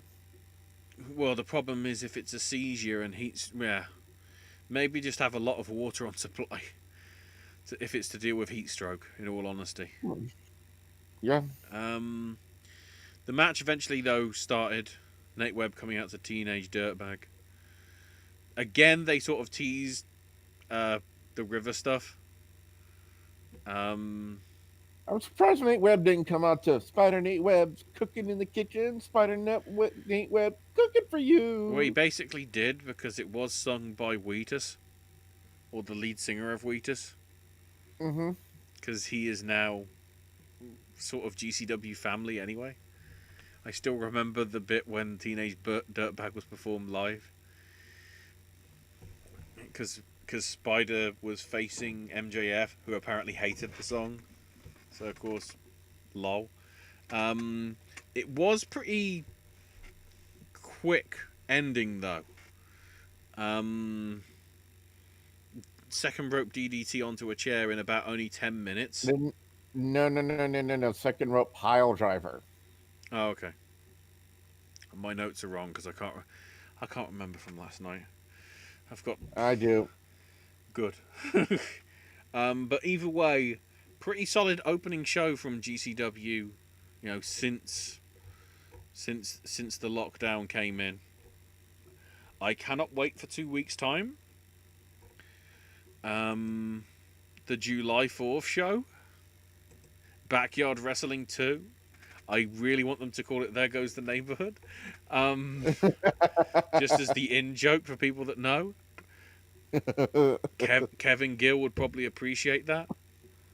Maybe Dave Prazak as well, so I'm hoping they just unofficially call it that. Of course, that was the infamous show where Alex Zane made his sort of fame last year, and the infamous spot where the wrestler used fireworks and lit them, not knowing he was pointing them directly at his face, and got fireworks. Tell me there's a video of that online somewhere. Probably.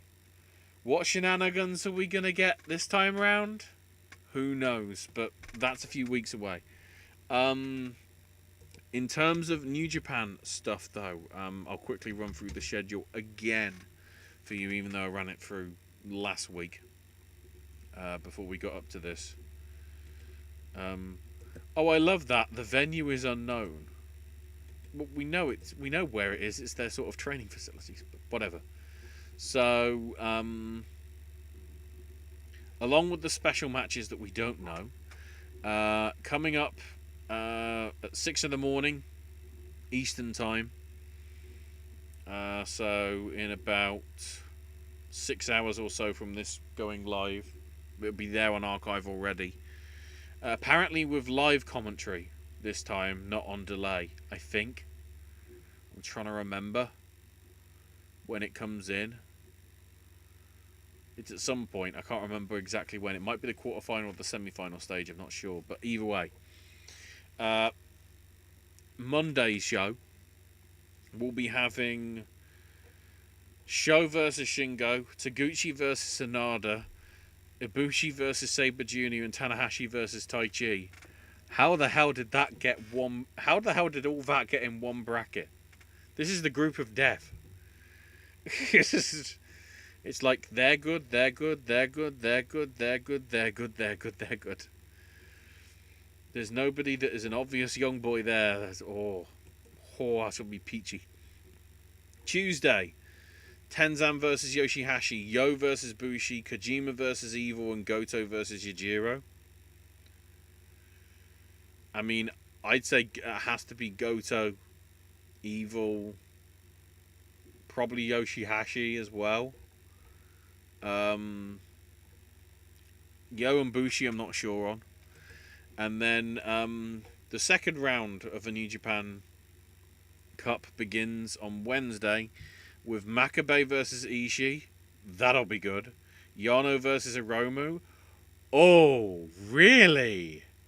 I didn't realise it was that. I forgot the bloody format of the brackets. Yano and Hiromu.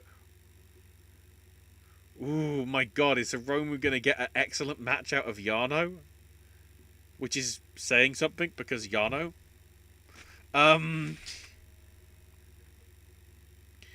Ishimori versus Kanemaru. And the other one isn't listed because they put the same match twice.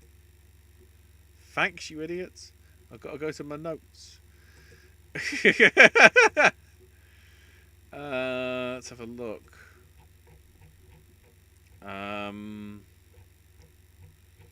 Go back to night one. Makabe.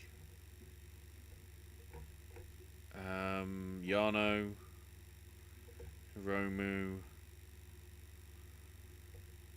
And Ishii. And then Ishimori. Kanemaru. Oh no, wait, that's a different. Wait, how the hell? God damn it, I can't remember the bracket. There's another match. There's Ishimori and Kanemaru. So it must be that one then. Ishii and Kanemaru. So it's Nagata versus Nagata versus Okada, which should be a good match in itself. So that's your setup for this coming week of New Japan stuff. In terms of shows coming up over the weekend, ICW, based out of New York, not to be confused with the Scottish promotion, are having their No Holds Barred 2 event because there's no easy way out. Because there's no holds barred. You hear me? No holds barred. So yeah. Do not be surprised next week if the NWA Power logo disappears for a while they haven't got content going. New Japan just takes its place, I guess. So, with that, I think that's your lot for this week. Unless something actually important has happened that I've completely missed in the news. Nothing's trending, so maybe we're good. I'm going to refresh the news sites just in case something's cropped up. No, I don't think it has. Just double checking. No, nothing else has. So, that is your lot for this week. Sorry for the length of the show, but I felt the first hour and a bit needed to be sort of discussed and analysed and assessed. I tried to give some pointers as to what should be done. Some of the promotions seem to be sort of doing it. We need to see how other promotions respond and act, considering the allegations. But anyway, that's your lot for this one. I'll be doing a gaming video or two over the next few weeks. Still need to do the Sony stuff. I also need to react to the EA stuff. I don't know how I'm going to react to the EA stuff because, oh my word, I'm going to have some thoughts on that. And by thoughts, I mean what thoughts? AJ's got his movie reviews versus. Owen has some sip and snacks. Voices of Liberty, hopefully coming very soon. And, HHN stuff might be coming. I mean, Owen might be part of it. I don't know. We've got to get the word from Nostradamus or whatever it is. Owen was last busy. Billy was last busy on his Twitch channel with some, what was it, New Super Mario Brothers U Deluxe. Yep. You gonna be going back to that at any point this week? Maybe. If Rose allows it. In terms of other stuff, the award stuff, I don't know how we're going to do the award stuff now, given that they all budged it to April and that the eligibility is like till the end of February. I don't know how we're going to do. Does that mean it's going to have to go for like an extra 2 months? I'm going to have to come up with extra graphics when I stream this, Billy. No. Yeah. All the graphics. I'm going to have to put January and February before them, I still don't even know where the Golden... God, if the Golden Globes are in January and the Oscars are in April, I'd be like, oh my God. It was good enough when it was like... It was bad enough when it was like 7 shows over the space of 9 weeks. Now it might be like 7 shows over the space of like 4 months.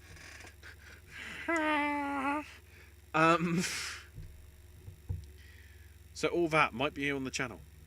Subscribe, bell, thumbs, something. But because I never mentioned it, twitch.tv/WrestleGamer2 is Billy's channel. And youtube.com/WGSTV. Nope, youtube.com/WrestleGamer. Oh, God damn it.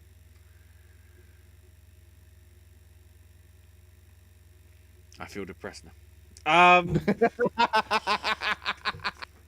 had everything right, and then no, wrong at the end. So, in a world where there are 74,829,642,888 reoccurring podcasts, we're just happy that you came here and joined this Popcast. Thanks everybody for watching, listening, wherever you are. Stay safe. And remember, he's still not booked.